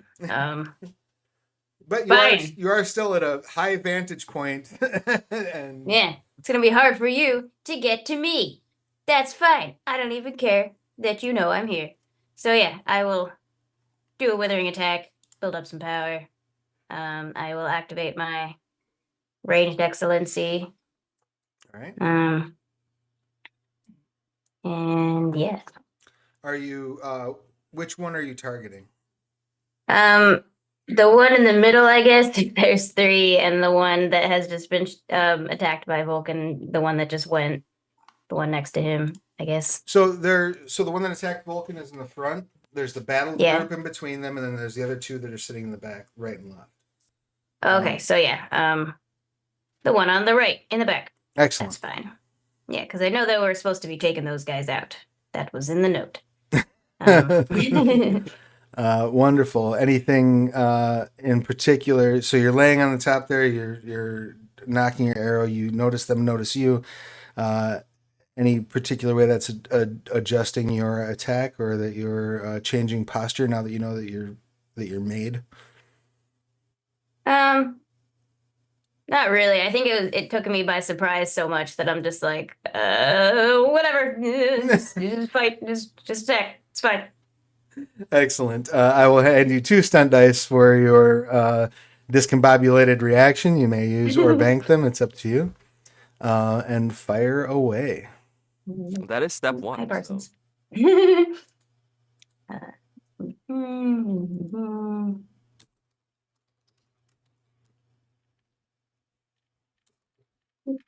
right. 1, 2, 3, 4, 5. Excellent. That will hit. What's the overwhelming of your weapon? 1. All right. So you generate 2 power. Yay. All right. And who would you like to pass things on to? I will pass things on to Maris. Excellent. Maris, what would you like to do? Okay. Rapidly readjusting to the situation, because I knew they were exalted and they were, very dangerous opponents to be facing and in this environment. I had been preparing to align my essence to activate my new wood dragon style martial art charm, which would just help me out. But there's a moment of it's just like sheer panic crosses Maris's face, and then there's that duty first reasserts itself, and rather than turning my essence inwards, I release it outwards as I activate Stormcalling strategies, just to apply that -3 environmental penalty to enemy battle groups and -2 environmental penalty to individuals. Excellent. Allies remain, as ever, unaffected. Wonderful. That's a 1 mote commitment. I don't think there's anything. No, that puts me up to Anima 4, which does nothing. All right. Who would you like to hand things off to next? I'll pass it over to one of the Kathak blooded that haven't acted yet. Excellent. You hear cut me a path from the one on the left, and you see the battle group part, and homie like jumps and starts flying straight at Vulcan with his foot glowing like on fire, basically, as he also spends a mote for excellency and 3 motes for the fiery strike. Just like the anime protag trio we're fighting here, like got glowing fists, fire legs. Oh, man, he effectively does like a flying dragon kick at you, basically. So this is going to be the rush maneuver. So that adds 3 dice, but 2 are taken away thanks to the storm calling technique. So gets 1 more die than the last guy. And this is, of course, a withering attack. I took that charm on a whim, by the way. It's It's like, I've got proven. a spare charm. It sounds cool. I'll do it. It's proven quite useful. Oh my goodness. That's 2, 4, 5, 6, 7, 8, 9 successes. Your defense is what? 4. Excellent. That was a withering attack. So he gains 5 power, right? Yeah, I still gain more power.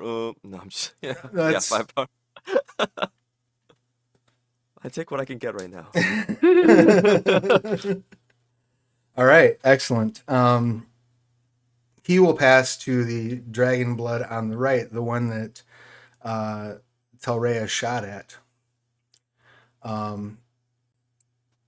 That one spins to look at Telrea and say, "You dare strike me as a coward," and crosses his hands, and you see like the fire start on his knuckles and move down his arms. He's basically just going to use this action to build power. And in doing so, drop that primary pool.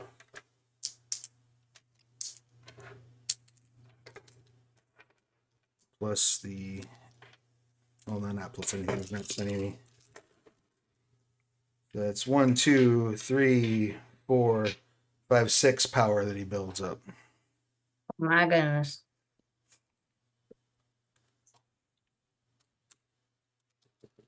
And he will pass things off to... at this point, it would go to the bear.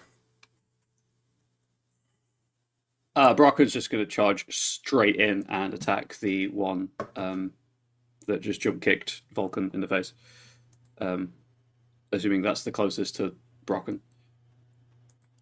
Very good. The one that so now there are 2 on Vulcan effectively. Yes, of course. But because it's just been withering attacks, neither of them are injured. Yeah, he'll just get up next to Vulcan and just go as ham as possible on one of them. The Iron Fist or the Flaming Foot. Let's go with the Iron Fist. Excellent. Attack away. Primary pool of 9 for quote more victims. So just checking if there's anything. That's what it's listed as in the rulebook. You can have 2 stunt dice because I think that's hilarious. Just checking. So it's no accuracy, but +2 damage if Brocken lasts long enough to do a decisive attack. And we'll be spending those stunt dice immediately. It's target number 7, isn't it, on the die? Correct. Cool. Spend the stunt dice. That didn't help. So that's 5 successes. So I think it's 2 power gained. Yes, that is correct. Unless the overwhelming is higher than 2. It is 2 exactly. So. All right. And then, is there anyone who has not acted yet? Your options at this point would be to hand off to Shadow or to Vulcan. I've The Vulcan's already acted. Yeah. Right. So I guess Shadow would be the last remaining. Yeah. Pass it with Shadow. All right. What would you like Shadow to do? I think Shadow is going to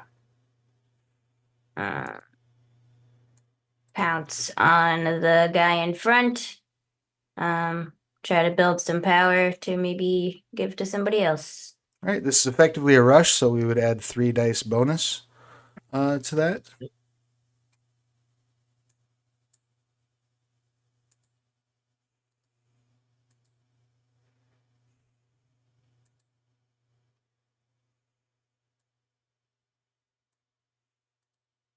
That'll be 1, 2, 3, 6. Excellent. So Shadow builds 2 power. Cool.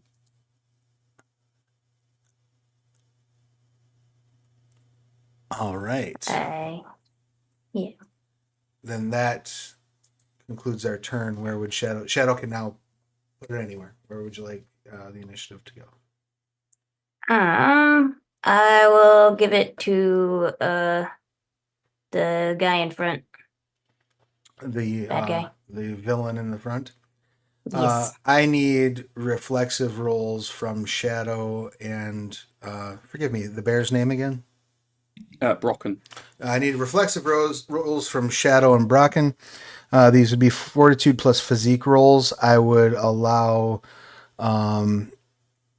any sort of resilience based descriptor from your primary or secondary pool. Otherwise, it's going to be your tertiary pool roll. Best I've got is feats of strength, which I'm assuming does not apply to. Does not help being fireproof, no. That's what I was assuming was the case. But I wanted to check. Oh, close enough. Nice try. 1 success. Okay. Shadow got 3. Excellent. So, triple check something here. Oh, nope. Both suffer 1 level of damage as the anima of this exalt burns their fur.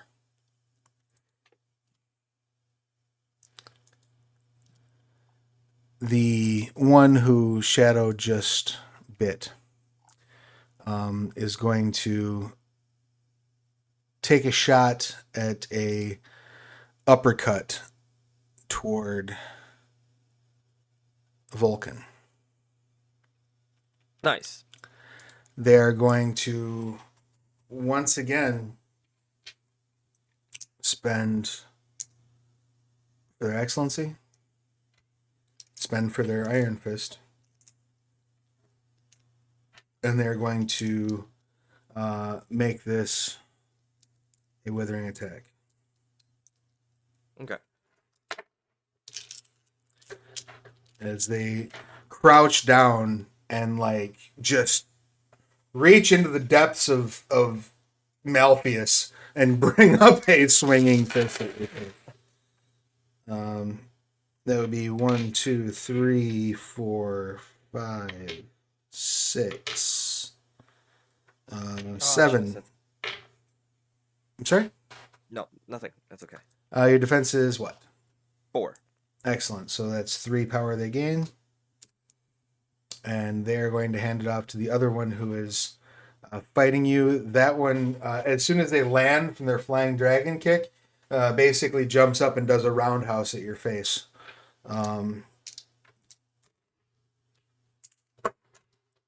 They are going to spend for their excellency, but not for their iron foot. Is it a withering strike or? This will be decisive. They're going to risk 6 power. If that's the case, on step 2, I'm spending 1 anima on for my wood anima effect, Spring of Sextus Angelus, Excellent. and add my essence to my defense against the attack. Beautiful. So it'll be defense 5. That's 1, 2, 3, 4, 6, if you can believe it. Okay. So, is your hardness? My hardness is at 3. Okay. So the attack gets through.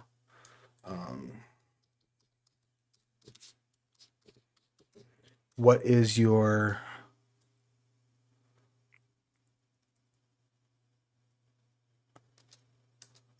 My soak is 5. Soak, yes, thank you.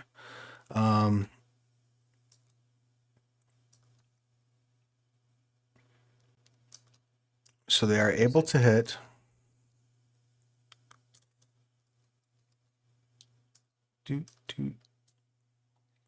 Just double checking how all of this functions because I want to make sure I'm not making any terrible mistakes.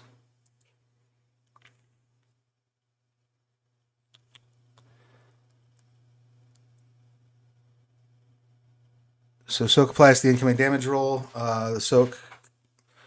Your soak rating is what? 5. Excellent. So that's effectively what they need to overcome on their damage roll, correct? Yes. And you Excellent. said they wagered 6 power? Did they have 6 power or 5 power? The second one had this oh, I'm sorry. No, yeah. This one had 6 power. The one that Okay. did the flying kick at you had 6. Okay. So they roll their 6 power plus and they get a bonus from their weapon, correct? Yes. Effectively, and their foot is effectively a weapon. So I'll give them 2. And then they also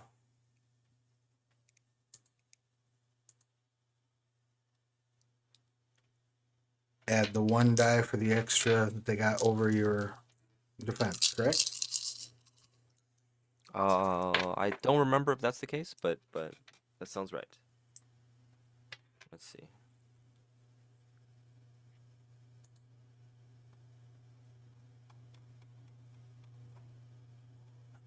It says the damage pool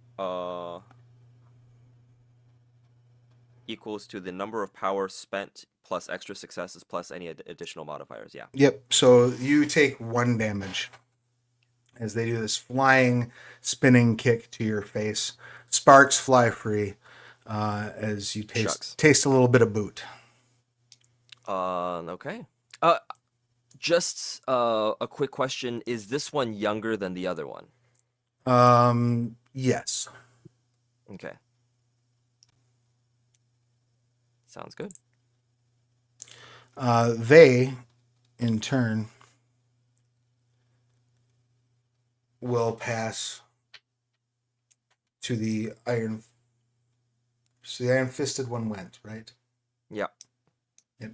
And at the start of their turn, also I need rolls from the from the 2 familiars.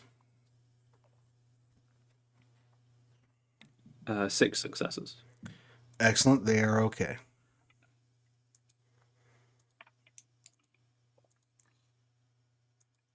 How is Shadow faring?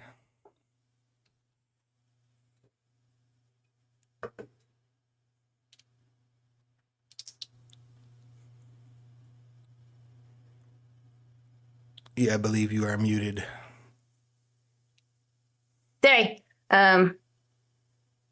How's Shadow faring? Yep. She's fine. What'd she get on her what'd she get on her tertiary pool roll? 3. All right, so she'll stuff her 1, unfortunately. Oh, She takes no. another level of damage. And he will pass to the 3rd Dragon Blood. And that Dragon Blood has nobody nearby that he can cause damage to. But what he does do is leap into the sky, effectively charging at your position, Telrea. But as he does, he's going to activate.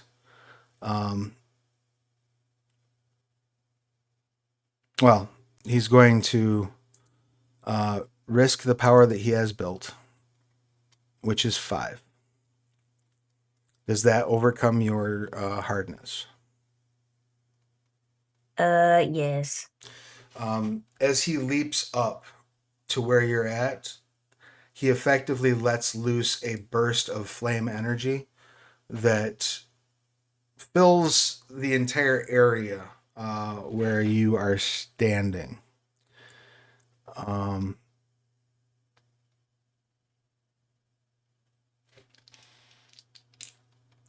This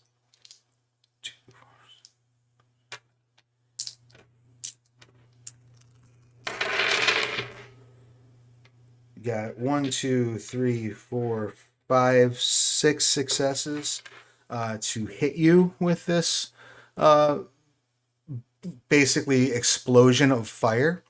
What is your defense? 3. All right, so that hits with 2 above. He had wagered 5 power on that. So what is your hardness? I mean, your soak, I'm sorry. 2.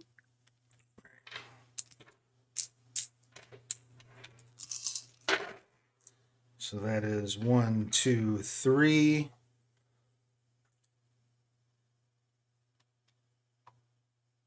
4, 5, 6. So you take 4 levels of damage as this column of flame basically shoots out of him as he leaps up into the air, getting closer to you, and then reaches out with both hands, and a column of flame shoots up, catching you on fire and dealing you 4 damage. My goodness. So now all these cats have 0 power. And he is going to hand it off to their battle group, who is going to advance. And they are going to basically take a swipe at Vulcan. This is going to be a withering attack for them.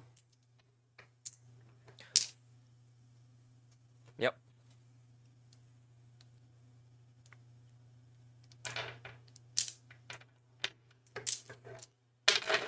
They're at -3 because they're a battle group. That is correct.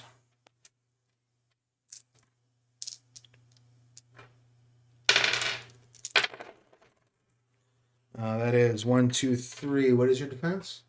4. Excellent. They have an overwhelming of 1, so they generate 1 power.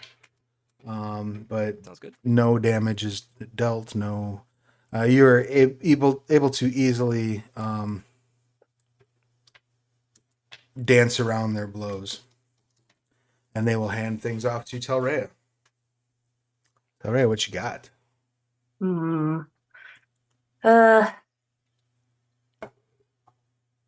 I'm wondering,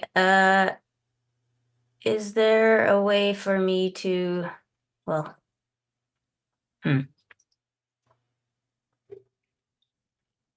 What you got? Let's hear it. well, I'm The answer is thinking almost because always now yes.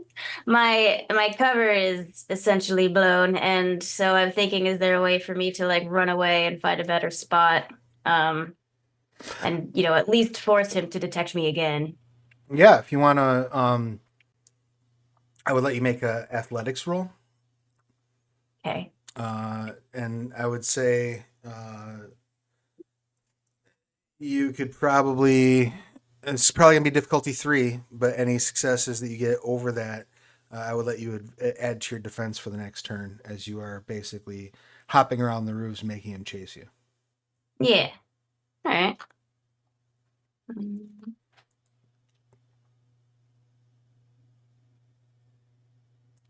And I'll let you have 2 stunt dice for it, because it's a creative idea. You can use them or you can bank them.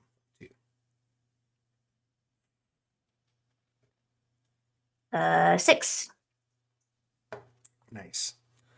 So that adds 3 to your defense until the end of the next turn as you're hopping and bopping around. Who would you like Nice. to hand the next initiative to? I think I'll hand it off to. See who hasn't gone yet in this round. Vulcan, Maris, Shadow, the Bear, or Maris's battle group. Basically, your whole side hasn't gone this round, right? Yeah.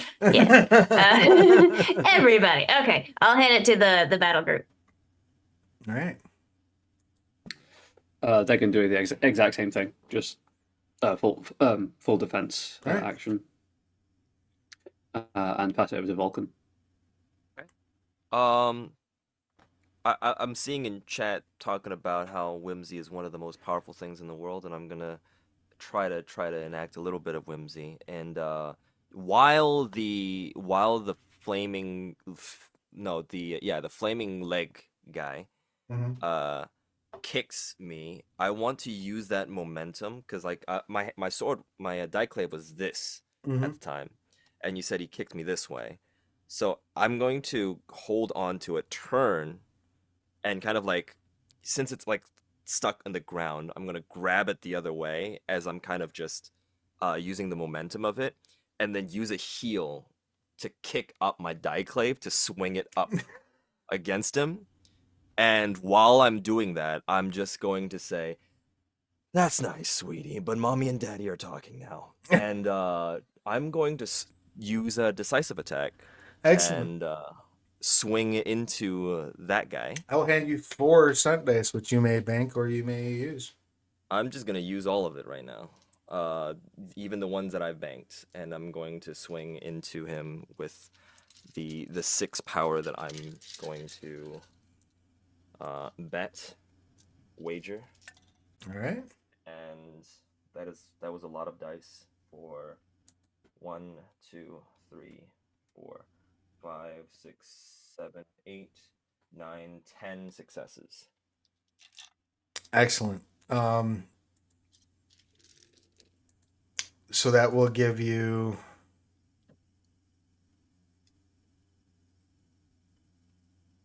6 over their defense.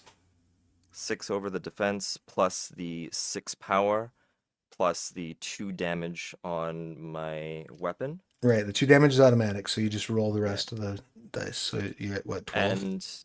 And yes, and because of my White Reaper, it is a decisive attack, and I double 9s as well. Excellent. So that 1, 2, 3, 4, 5, 6, 7. 7 successes plus 2 damage.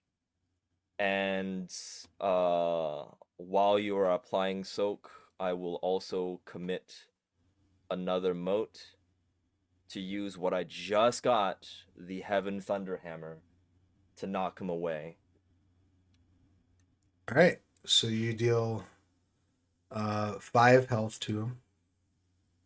Yeah, so since it is more than 3 health, he is knocked 2 range away and prone. So he's sent flying, essentially. Yeah, you basically put him back where he started. So like the battle group had parted, he flew through. Battle group sort of melds back in, and you just like flick him over the battle group. And he lands on his tuchus in a not small amount of pain, as you have dealt him a significant blow. Perfect. Who would you like to pass off to? Maris. Okay. Quick rules question, or a ruling, Travis. Sure. I guess is more accurate. So I don't have a weapon with the right tags for my martial art charms. However, which means ordinarily I would not be able to use them. But one of them isn't related to making attacks. Oh, sure. Can I still use that charm? I have no objection to that. Cool. Okay, so from Maris's position, kind of behind everything, storm raging overhead from his release of essence, it takes a moment to center himself, and then does the usual air aspect leap, clearing far more distance than it should be possible, and kind of does this like slashing motion of making a slash with a sword, and as that motion kind of reaches the apex of the swing. I'm going to spend 1 mote of essence for Arsenal Summoning Gesture to summon my fighting chain, which gives me a short range attack, so I don't have to be adjacent to these Egypts. So I'm hoping I can support Vulcan from behind. And then, so that doesn't take part in the attack step at all. It just happens. I get 1 power for doing that anyway. Excellent. And then I'm going to commit 1 mote on step 1 of the attack for my Wood Dragon form. And then I'm going to make a withering attack with the fighting chain against the. But I think there's still 1 dragon blooded in front of Vulcan. Correct. Yes. Cool. The older of the 3 Catholics is still in front of Vulcan. I left them there on purpose. So that's a dice pool of 7. Excellent. Let's see it. Hang on, I need to make a note about the mote expenditure, otherwise I will absolutely forget what I've just done. No worries. Don't forget to also add it to your anima. So I've spent 1 mote for that. I've got 2 currently committed, Stormcalling and Wood Dragon. Oh, I forgot to ask this, and forgive me. There's a lot of moving parts here. Are Vulcan or Maris at burning yet? Yes, I've been up and down 3, but I just got 3 again. So, and So- I have 1 halo. As So well. you entered burning at the end during this last turn. Step 7, yes. All right. Just remember, keep me honest on this. At the start of your next turn, if your familiars are within close range of you, they need to roll to resist your damage as well. Yep. Sounds good. I just hit 6, so I've just hit active as well for the purposes of the Oh wait, hold on. the 5 or Not more that anima. active, then. Yeah, Yeah, it's 5 or more. Yeah, leaving 5 bird, damage effect. I'm only at 3 still. Then Okay, then you're good. But if they don't back up, Maris is going to start buffeting them about and causing a bad day for them. there's also something else that's gonna happen if they're close to me. But that's, I mean, spoilers, but So that's including the accuracy benefit of the fighting chain, 6 successes. Excellent. That does overcome their defense with 2 to spare. So what's the overwhelming on the chain? The overwhelming on the chain is 1. All right, so you gain 2 power. Yeah, 1 for hitting. Is it 3? No, 4, 5, 6, 3 power. I apologize. And then I got 1 for Arsenal Summoning Gesture as well. Right. So yeah, 4 power. rock and roll. Where would you like to hand it off to? I believe I can only hand it off to my bear or a shadow yet to act. The bear and shadow, neither one have acted yet. It's up to you which way you want to go. I will hand it off to the bear, who is going to make 1 last attack and then kind of retreat from close range. I will allow both and of those things at once. Start more just menacing the battle group. Good call. For the final nip at the heels of the Kathak currently antagonizing us. There's 2 power, so this has to be a withering attack anyway. Sure. That's a total of 5 successes. The overwhelming is 2. So Nice. So that is 2 power gained. and then yes, retreats out of close range of all of the currently flaring, Which still isn't blooded. far. not Certainly, far. certainly still within range of plenty of the enemy battle group.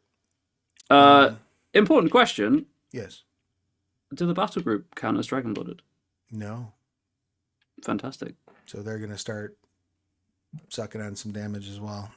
Now that they have rushed in like a bunch of fools. Fools! And I'll pass it to Shadow because it's the only person it can go to. Right. So who would Shadow like to ravage? And is Shadow going to back away after ravaging, or is Shadow going to go take it? So is the guy that flew up into the sky and blasted me with fire, is he still up there?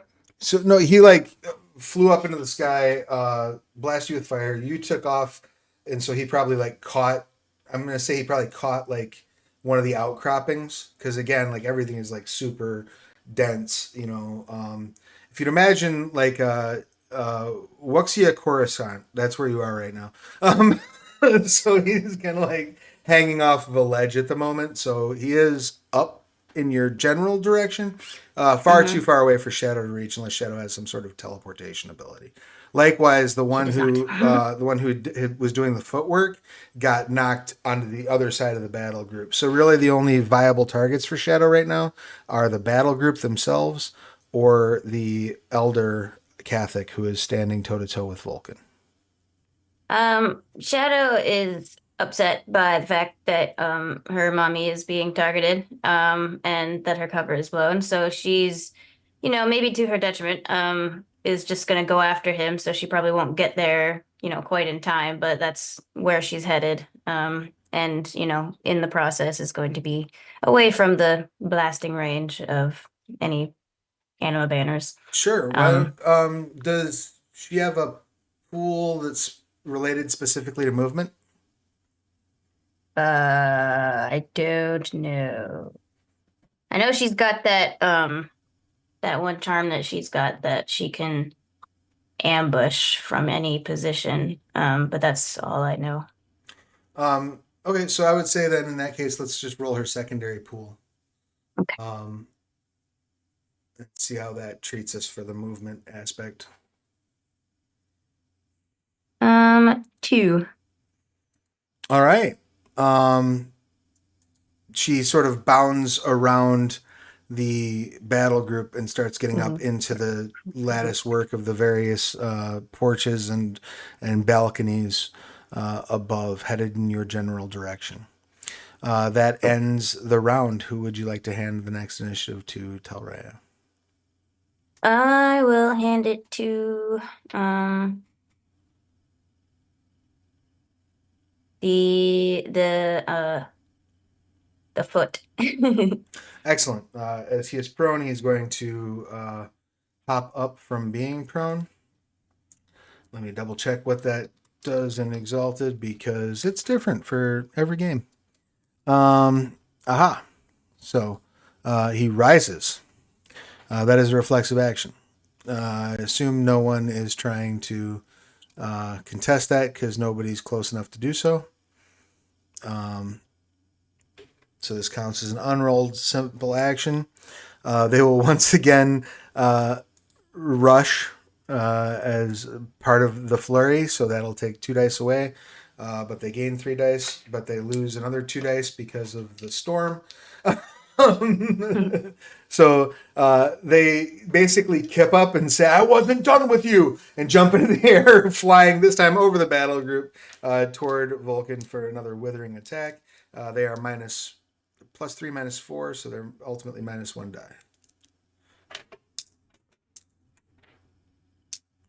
And you know what? They're going to go ahead and spend an essence for their excellency to add 4 more dice. 4 more dice? 3 more dice. 4 more dice, 3 more dice. Well, let's see. 3 more dice. Oh no, 4 dice using the primary pool. Yep. Okay. So that is 1, 2, 3, 4, 5.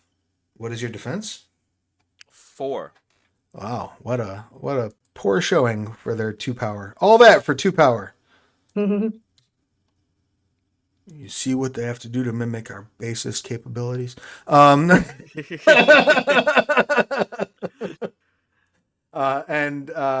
they will hand the fight off to the Iron Fist, who is going to make another withering attack at you. And they're going to spend all 4 power to activate their excellency and their flaming fist. So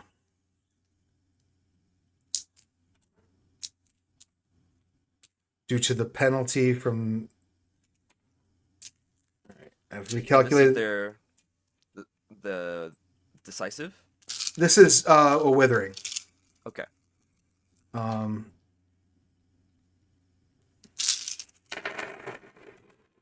This also kicks their anima into being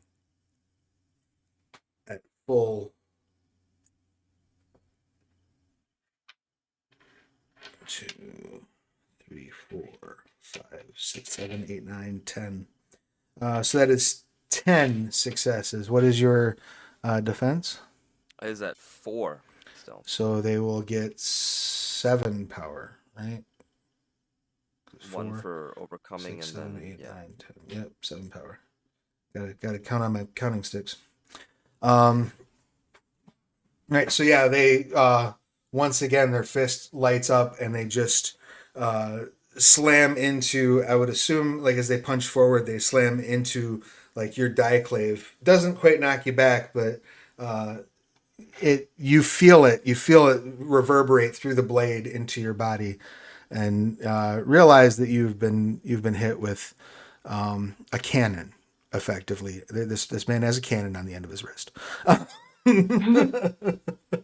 And because he is a tumbling jerkweed, first of all, since he has done that, his battle group is going to need to make a roll to see if they take damage.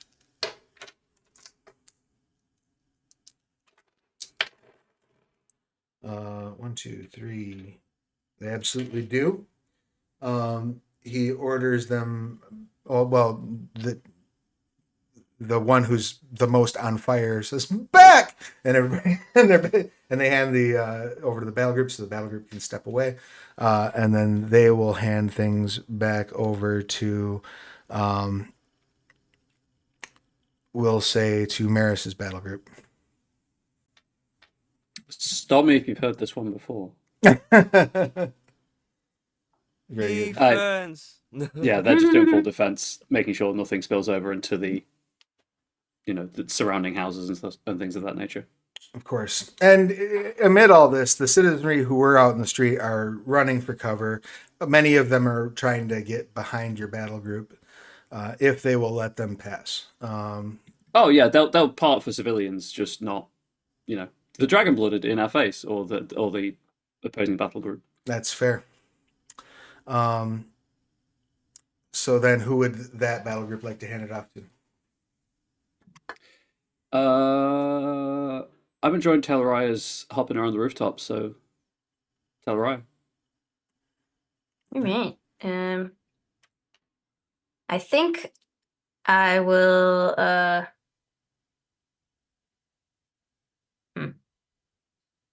Yeah, I'm gonna try my best to find a spot where maybe they lost me in the fray. Duck behind something that's not a tree. Although I guess they can see me anyways. So yeah, fuck it, I'm planting a tree. Excellent. Because I'm too anima-ized at this point to shoot from the shadows. So I'll shoot from behind a tree. All right, so you stop on the roof, spin around, and drop your tree. Just want to check again. What again is the name of that charm? Because I want to check something. Arbor Sentinel Technique, page 235. 235.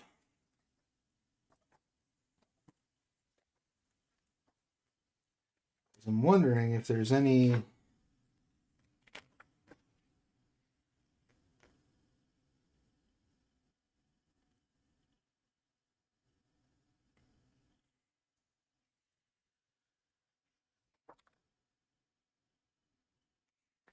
All right, you drop the tree. The tree basically, you all see like a redwood come down from the rooftops and dig into the ground, dropping roots in. This also. Sorry about your house. So, in addition to your regular water anima, which is at iconic.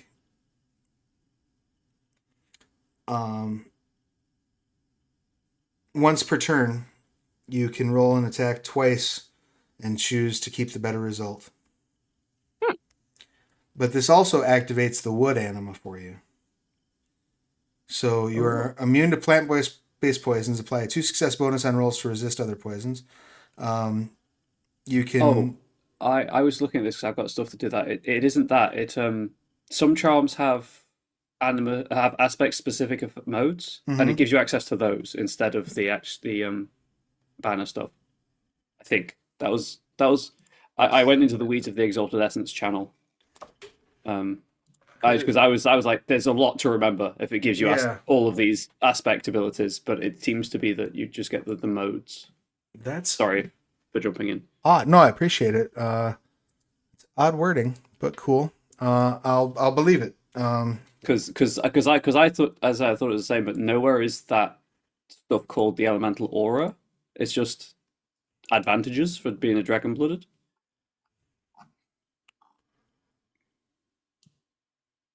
But it's your game, obviously. If you want to rule them, Hold we on. get access to the other stuff. Okay, so here's how this is. Here's how the current ruling, the current writing states. When you're an active anima, you're considered to be in the elemental aura corresponding with your aspect. To enter the aura of a different element, the exalt must spend an action attuning her essence to it by being close to it. She might touch an open flame, wrap herself in leaves, meditate upon a piece of stone, so on and so forth. Having done so, you may use this element's aura until the end of the scene or until she reaches iconic anima, at which point she may only access the aura of her natural element. Some charms have special functions that allow the dragon blood to switch without communing with the world. Whenever a dragon blood uses a charm's special effect to switch to a different aura, she gains an additional point of anima. So you can't use it when you're iconic regardless. Based on that writing, I think, and an exalted developer can correct me if I'm wrong, but I think that ruling is wrong in terms of that you can't use the anima banners because it seems like you switch entirely to that aspect until you hit iconic, at which point you drop back to your own based on what they're writing. And again, an exalted developer can certainly correct me if I'm wrong. But that's what I'm going to assume that means until I hear otherwise. Regardless, doesn't matter because you're an iconic, so you're stuck in water. Stuck in water. Too powerful. Too strong for us.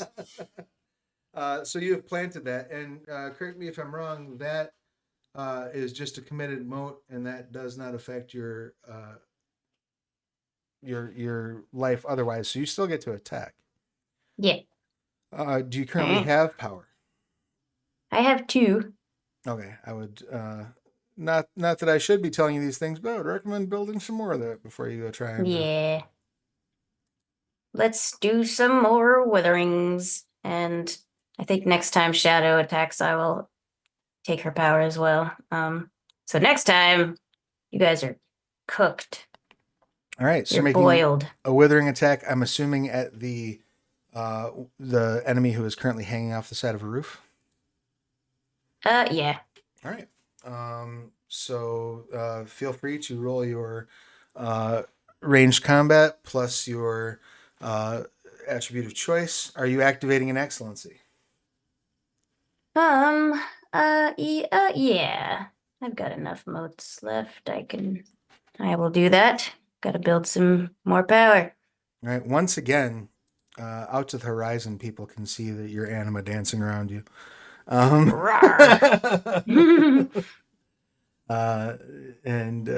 roll away. Let's see what we come up with here.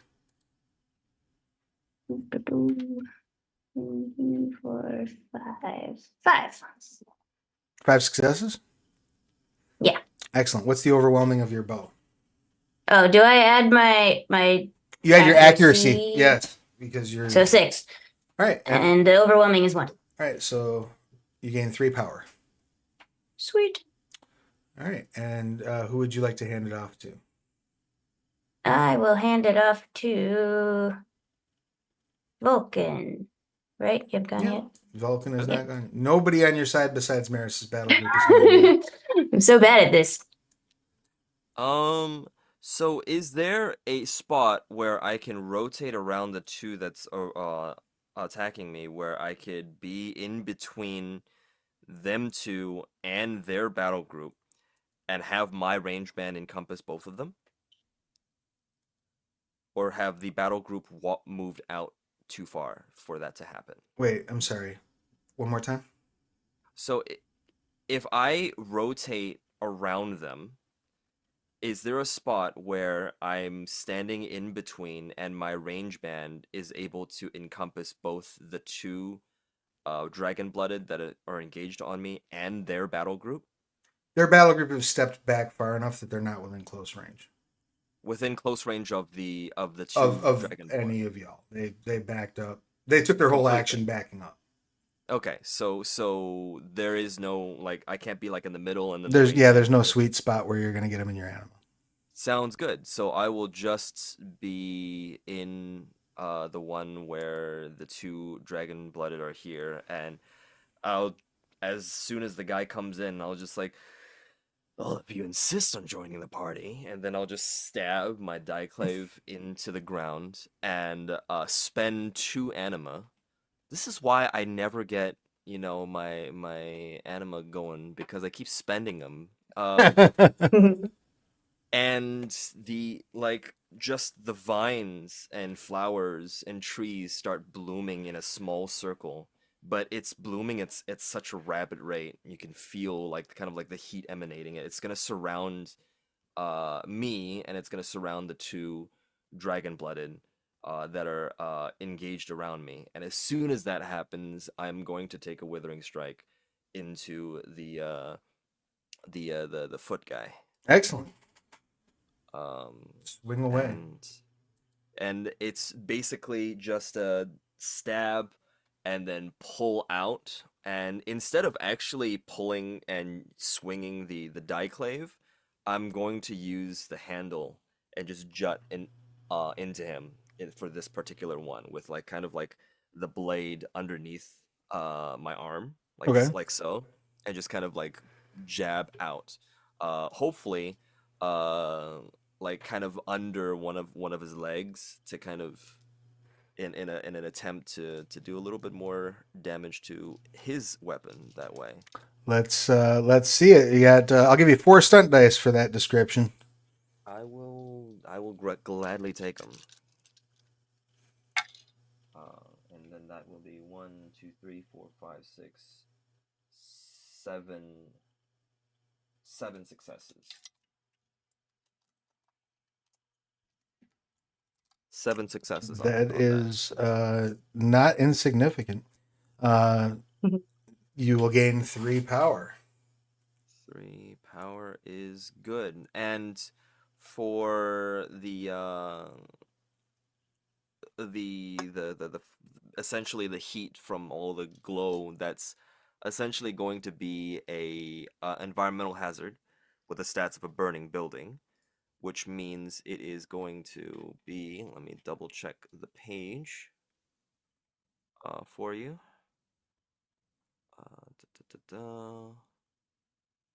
Sorry, let me scroll back into it. Hazards. Why can't I find them suddenly?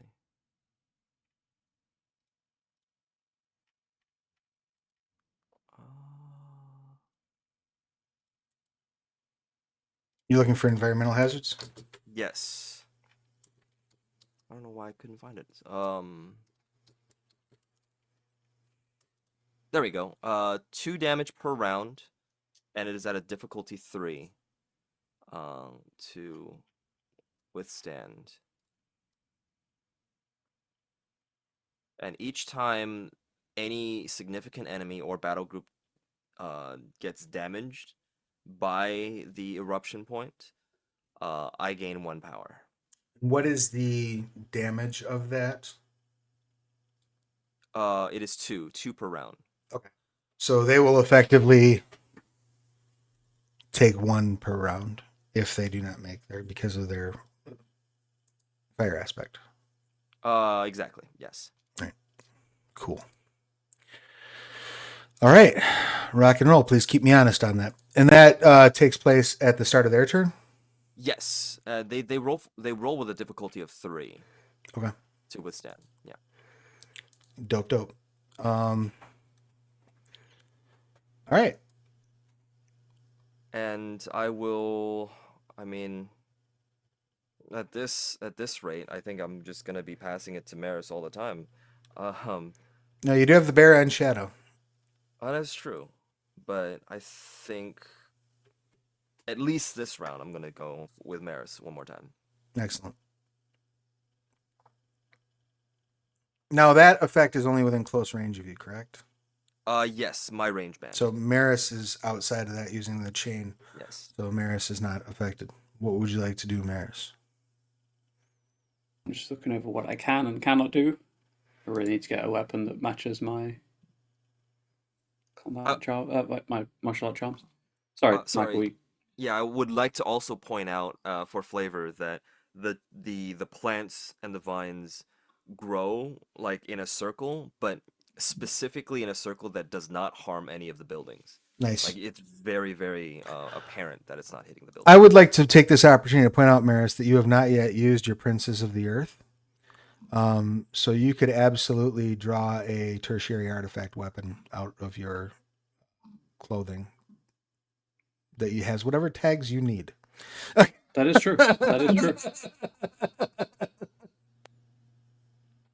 I'm taking like, as this is the first time that I've actually engaged in melee combat, I'm still falling very much back on just lessons learned by rote.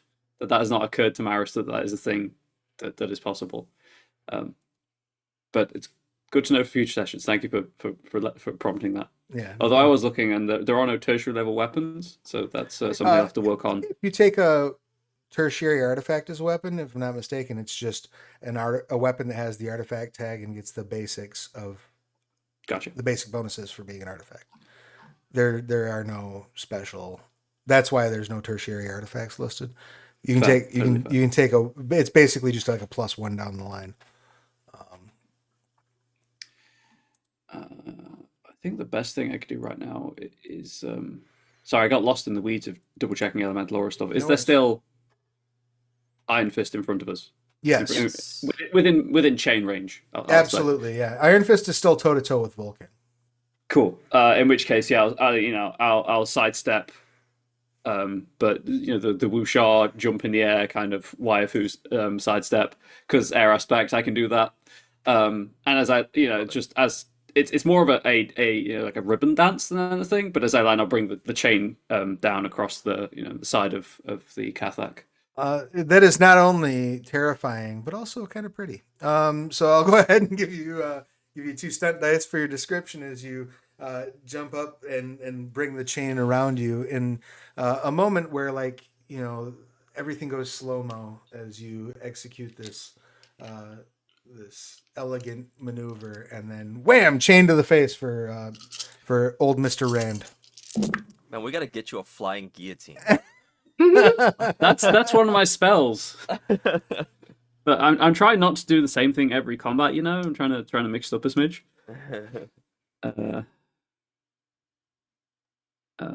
Does it work like the traditional one where it's like just a little hat that loops around your head and just take someone's head off? It's a barbed silver-bladed chain that magically wraps around the neck. And if it reduces them to incapacitated, they must accept a dramatic injury, or they're just decapitated instead. Nice. That is a total of I'm only at 4 power, so that's 6 successes for a withering attack. All right. So what's the overwhelming on your weapon? 1. All right. So you gain 3 power.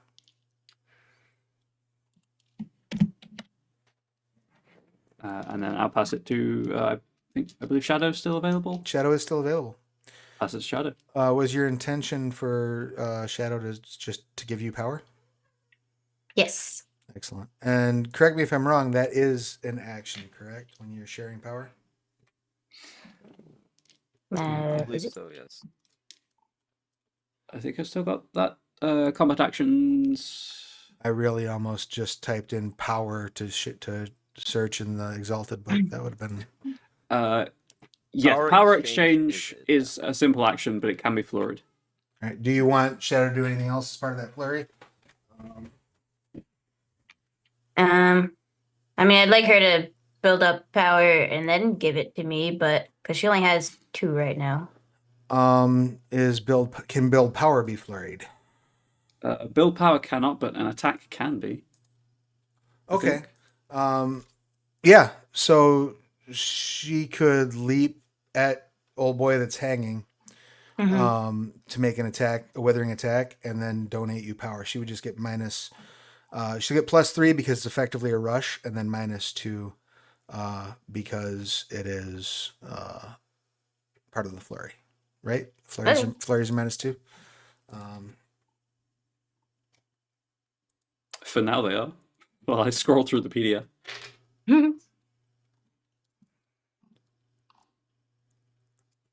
Right.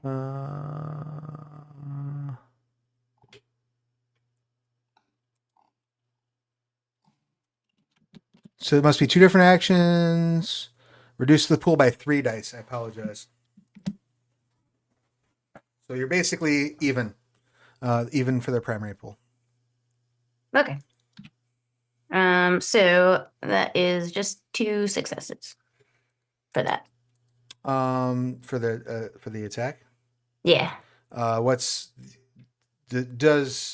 Is there an overwhelming trait for Shadow? I don't know. If it's tooth and claws, which I think is the basic weapon for Yes. for most animals, it's oh god, where's mine gone? I clicked on the wrong thing in my document.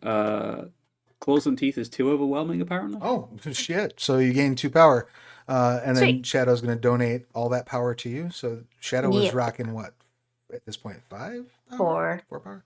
Okay, so you increase your power by 4. Very nice. Speaking of shadows, and then I guess that goes then to our bear friend, right? All right. And our bear friend is now backed away enough that they can still engage with the battle group, but are no longer dancing in the dangerous anima area. Yep, is absolutely going to go to town on the battle group. Just. Oh. And is this withering or decisive? It's only currently at 4 power, so I assume it's withering. It's up to you if you want to try to risk the 4. Nah, we'll make another withering attack as it just kind of barrels through, more using body weight than directly targeting individual soldiers. That'll be the decisive attack. That works for me. Do a barrel roll. I really should put my hair up for this. It's getting in the way all the time. That is total of head cold, 5 successes. Excellent. So that would be 2 power. Unless the bear's overwhelming is 2. Yeah. Wait, I'm thinking of the wrong thing. You're attacking the battle group, not the. That's a totally different proposition there. That will build 3 power. Excellent. All right. New round. Where is our bear handing the talking stick? The beating stick. New round, who dis? Actually, end of the round, I get my spent moat back. Hell yeah. Oh, no, I've maxed out because I've got 2 committed as well. Sorry. I guess the Vulcan, 2 a Vulcan can do. Okay.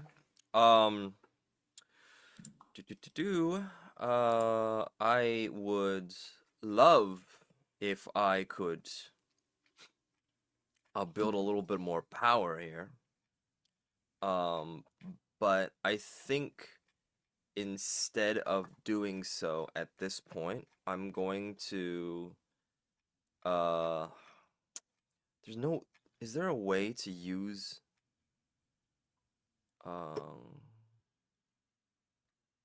presence in any way to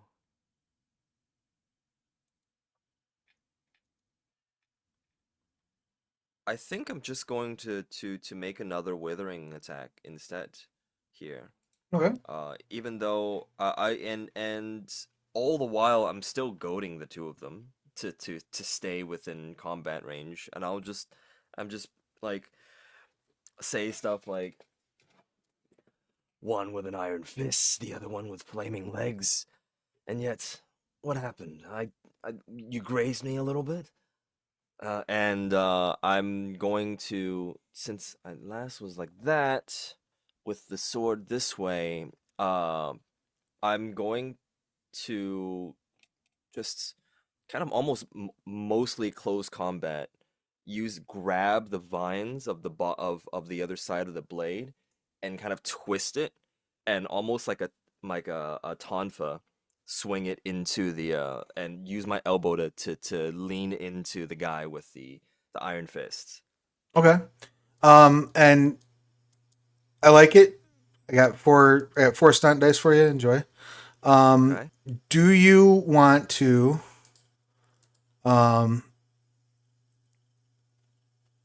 flurry an influence action? What would that entail with the influence? So I would say you would be making like a presence. Mm-hmm. You would need to get past their resolve Okay. effectively to ensure they stay on you. I would love that actually. That means I'm taking 3 dice away from the From attack both actions. from both actions. That is perfectly fine. Okay, so I'll do the withering strike first. Sure. And that's 1, 2, 3, 4, 5, 6, 7, 8, 9, 10. 10 successes on the withering strike. 10 successes on the Withering Strike? Yes. Well, holy shit. It's a few. That's 7 power you gain. Great. I am maxed out on power here. Someone's dying next turn. I will attempt to end one, I think. Hopefully. Then with the presence, it'd be presence and finesse -3, correct? Yes. Okay. That'd be 1, 2, 3. 3 successes. All right. That is unfortunately not enough to overcome their resolve. You have not successfully taunted them. That doesn't necessarily mean they're going to run away, but it means they're free to if they found some reason to. Having said that, for the moment, as far as they're concerned, you are the biggest threat on the battlefield, regardless. We'll see how that changes when you hand your action off. But Yeah. and again, it's the start of their actions when they have to resist your injury, correct? Exactly. Yes. That's in that case, I'm just gonna send it over to Taurea and see what the rooftops are going on. Someone might become the biggest threat in the room on this action. Because you've got how much power Yes. right now? I have 1, 2, 3, 4, 5, 6, 7, 8, 9, and I am gonna let it go. All right. So decisive attack. Are you targeting? Moose. You targeting old boy that's currently still dangling by his fingertips? Yep. All right. And are you employing any excellencies or any other dice builders here? Yep. I will apply an excellency, and yeah, that's all I got. All right. Let's see it. Let's see. Actually, well, I got a couple modes left, and that's all I need for my revolving bow discipline, so I can attack twice. You can attack twice. Also, remember during step 3, you can roll one of your attacks twice and take the better result. Yes. So All right, let's do that. So once again, Telrea reaches up, pulls a handful of branches off of this tree, Mhm. and just starts more. It's like she's playing a harp. Yep. His arrows just start pelting old boy. So go ahead and fire away.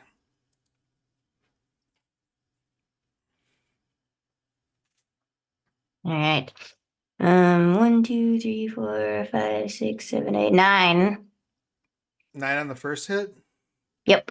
Jeepers creepers. All right, so that will hit. That will overcome their hardness. So give me how much power did you risk on that? 9. 9. All right, so give me. Do you want to try again on that attack, or you want to sit with the 9 successes? I'll sit with the 9 All successes. right, so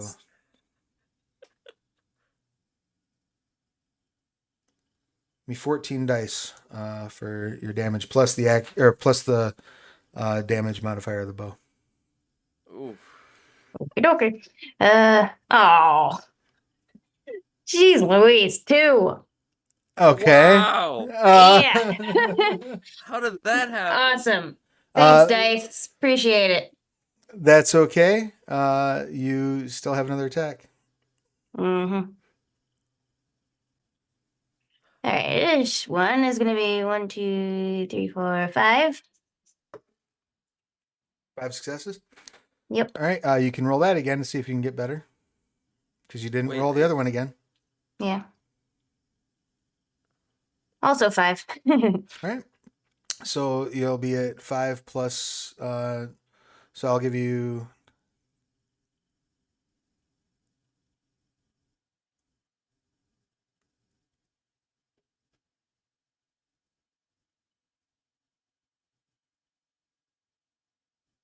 Nine. You 10. You roll 10 for damage. Let's see how we go. 5. Excellent. So through all of those attacks, miraculously, and are you including the damage modifier in your weapon when you're counting those? I did not for that one. So what's the damage of your bow? +1. All right. So through that flurry of attacks, they take 3. Yay. And are basically scratched up. I'm helping. Woo! 3 damage. We're getting somewhere. DPS. I wouldn't say per second here, but DPH. All right. And who would you like to hand it off to? I will hand it off to the battle group. Yours or the enemy? Let's go for the enemy. All right, the enemy battle group is going to rush forward and try to engage Maris's battle group for all the good it will do. In a withering attack. What is your defense currently? Their defense is currently 6. All right, they gain 1 power. They will pass it along to who is not yet gone. Bear is not yet gone. They'll pass it along to Bear. Bear's going to do what it did last time, and seizing the opportunity presented to it by the battle group, focusing on Maris's battle group. This will be a decisive attack. All right, give me 1 second. I'm going to step away for just a second. I'll be right back. Go ahead and roll Sure off. thing.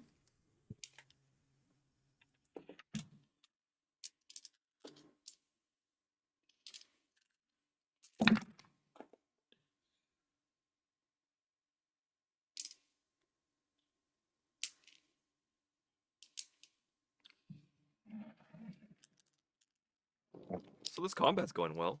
Yeah. Obviously. It's fine. It'll be fine. Everything's I fine. mean, I wasn't kidding. I'm going to attempt to unseam someone in half next turn. I have 10 power ready to go. I have a plan to help as well. I'm gonna be using my specialty. We'll see what happens. But oh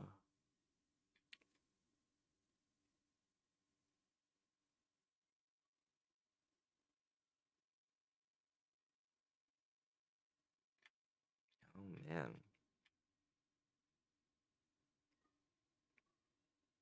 Now the question is, out of character, should I commit to trying to kill the guy that I've already damaged quite a bit? I apologize. I had to address a pet issue. My deepest apologies. And thanks for the hydrate. You were in the midst of an action for our bear friend. Yes, I have wagered all 7 power on a decisive attack against the battle group. Oh, good lord. Let's go. I have gained 5 successes on my attack roll. I believe the bear has 0 accuracy. Yes, 0 accuracy. That will hit.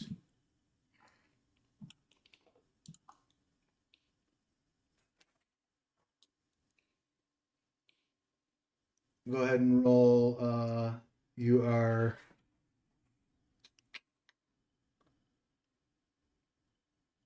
So you got, I'm sorry, 5 to hit. 5 successes, yeah. So that's 3 plus the power you waged. I wagered 7. So that's 10 damage. And then I will roll the damage, and it's +2 from the claws. Beautiful.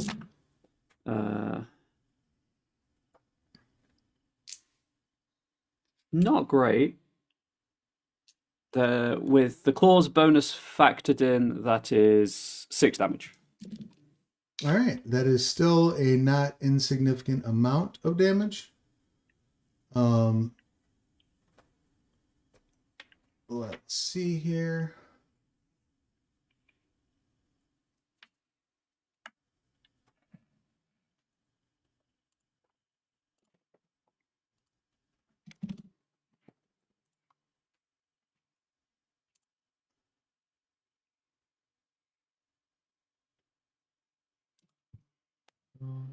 Is okay. They will need to make.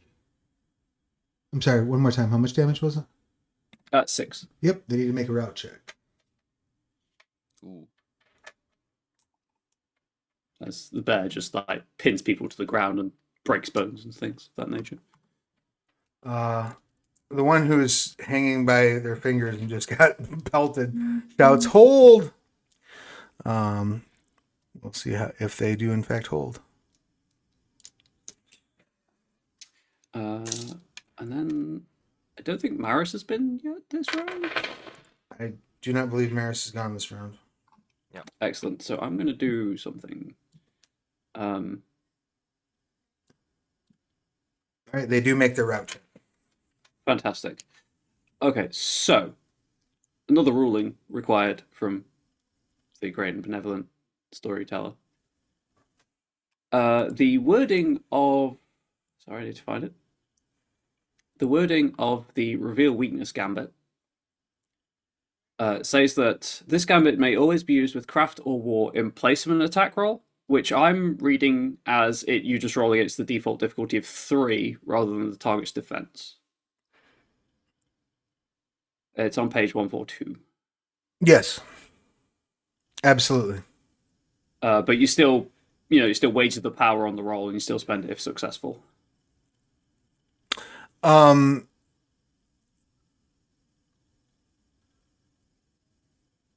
So you're not actually applying an attack to that. You are, because with reveal weakness, what you're doing is you're reducing the soak value. So you're not attacking them. So you wouldn't need to risk your power. 'Cause it's not a decisive attack, right? Where was it? But each gambit has a power cost associated, which is what the 3 in brackets is. Oh, So okay, sure, gotcha. So it's like you decide to do it on step 1 and wager any power. But yeah, my question is, if this is like, I'm assuming if I use war, it's not an attack roll, but it's still against the default difficulty of 3. Correct. That's just. And then if there were any other modifiers in play, I would say those would apply. But yeah, cool. I'm numerically it's identical for me in terms of dice pool. Obviously, I'm not metagaming, and I don't want to know what the target's defense is to see if that's better for me. But I think at this point, after having kind of had a few strikes at the older Rand, Maris has got some measure of understanding, and I'd like to use war, just the default difficulty of 3 rather than attempting an attack roll, if you will allow that. sure.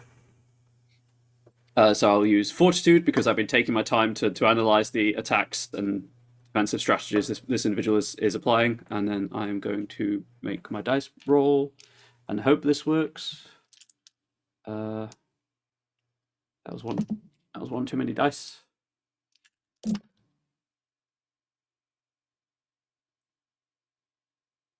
Four successes. So that is a success. Nice. Perfect. So I will spend my 3 power, and I guess for 1 round, Yes. the target's soak is reduced by 2, unless it's 6 or higher, in which case it's halved. And yeah, I'm picking the one that it looks like Vulcan is very much going to go to town on next. All right. And who do you hand off to? Who is available? They haven't gone. The 2 dragon-blooded that are on me haven't gone. That is true.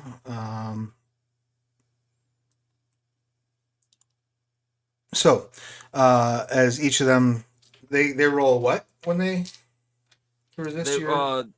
It's the same resist as the what's this? Let me double check it real quick, actually. Actually, never mind. I know what they roll because it's in there. It's listed in their secondary pool. Oh, perfect. So it's 3. The difficulty is 3. So that would be 1, 2, 3 successes. They take no damage. The first one doesn't. Mr. Rand. He is going to take a swing at you. He's going to wager 7 power on this and make a decisive attack. Okay, I'm going to spend the anima to raise my defense. Actually, no, I'm good. And he's going to spend 1 essence to use his excellency, which basically cancels out. It adds 1 die to the pool rather than the 4.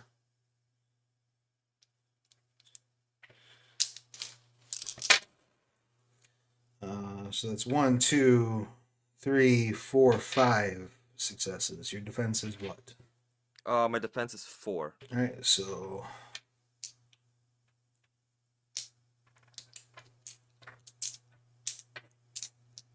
your hardness, I assume, is less than 7. It is 3. All right, so that is 1, 2, 3. What's your soak? 5. 4.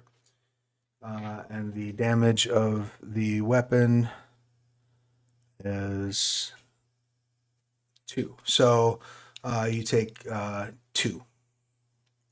I am finally injured for the first time in the game.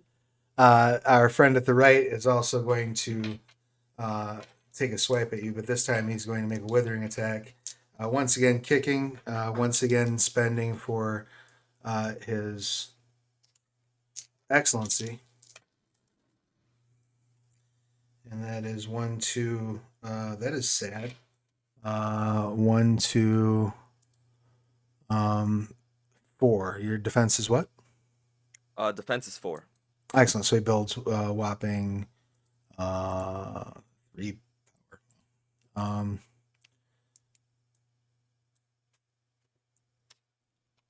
Correct me if I'm wrong. That is the end of our turn, right? Yes. Yes. All right. So we are 8 minutes over. Do you want to run one more round of combat, or do we want to call it there?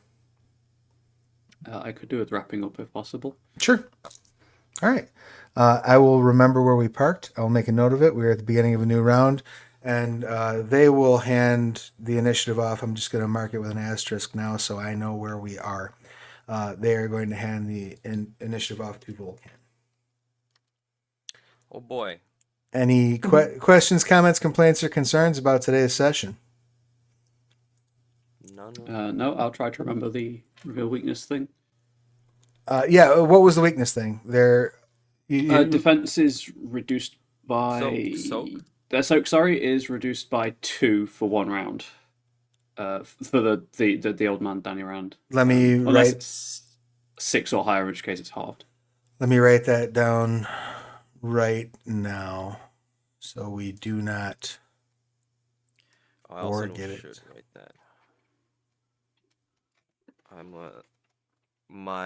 I will also write down the fact that my White Reaper form is active with 1 halo. All right. That's where we will button things up. We will hand out milestones at the beginning of next session and allow you the opportunity to spend them. We will be gathering back here in 2 weeks' time. if you're because we've gone a little long, I just want to once again thank everybody who's been watching, whether you're watching live or in Memorex. I want to remind you that Alchemicals is available right now over on BackerKit. It's already funded. In fact, it is now, as of this very moment, a little less than 5K away from being 300% funded. So get over there, get your support in on Alchemicals. Let's drive up some of them stretch goals. Let's get it out there in the world. Obviously, also want to remind you that Sidereals has dropped over at Drive-Thru RPG in POD and PDF. That is a wonderful Fat Splat expansion for Exalted 3rd Edition. And last but not least, if you are liking what you're seeing on this show and you want to check out Exalted Essence, perhaps you haven't yet, Tomb of Memory, the Exalted Essence Jumpstart, is up over at Drive-Thru RPG as well. And that is only $4.99 in PDF. It's a perfect low-cost way to get yourself involved in Exalted Essence. Check out the system, see if you like it. And if you do, then pick up the Exalted Essence core book. Everybody here is wonderful and awesome, and we love them, and they all did a beautiful intro, myself included, at the beginning of this. So scroll up if you want our information. We will be back in 2 weeks' time, yes? All right. Indeed. Until then, everybody, take care of yourselves and each other. Wash your hands, get your shots, and we will see you again real soon. Bye.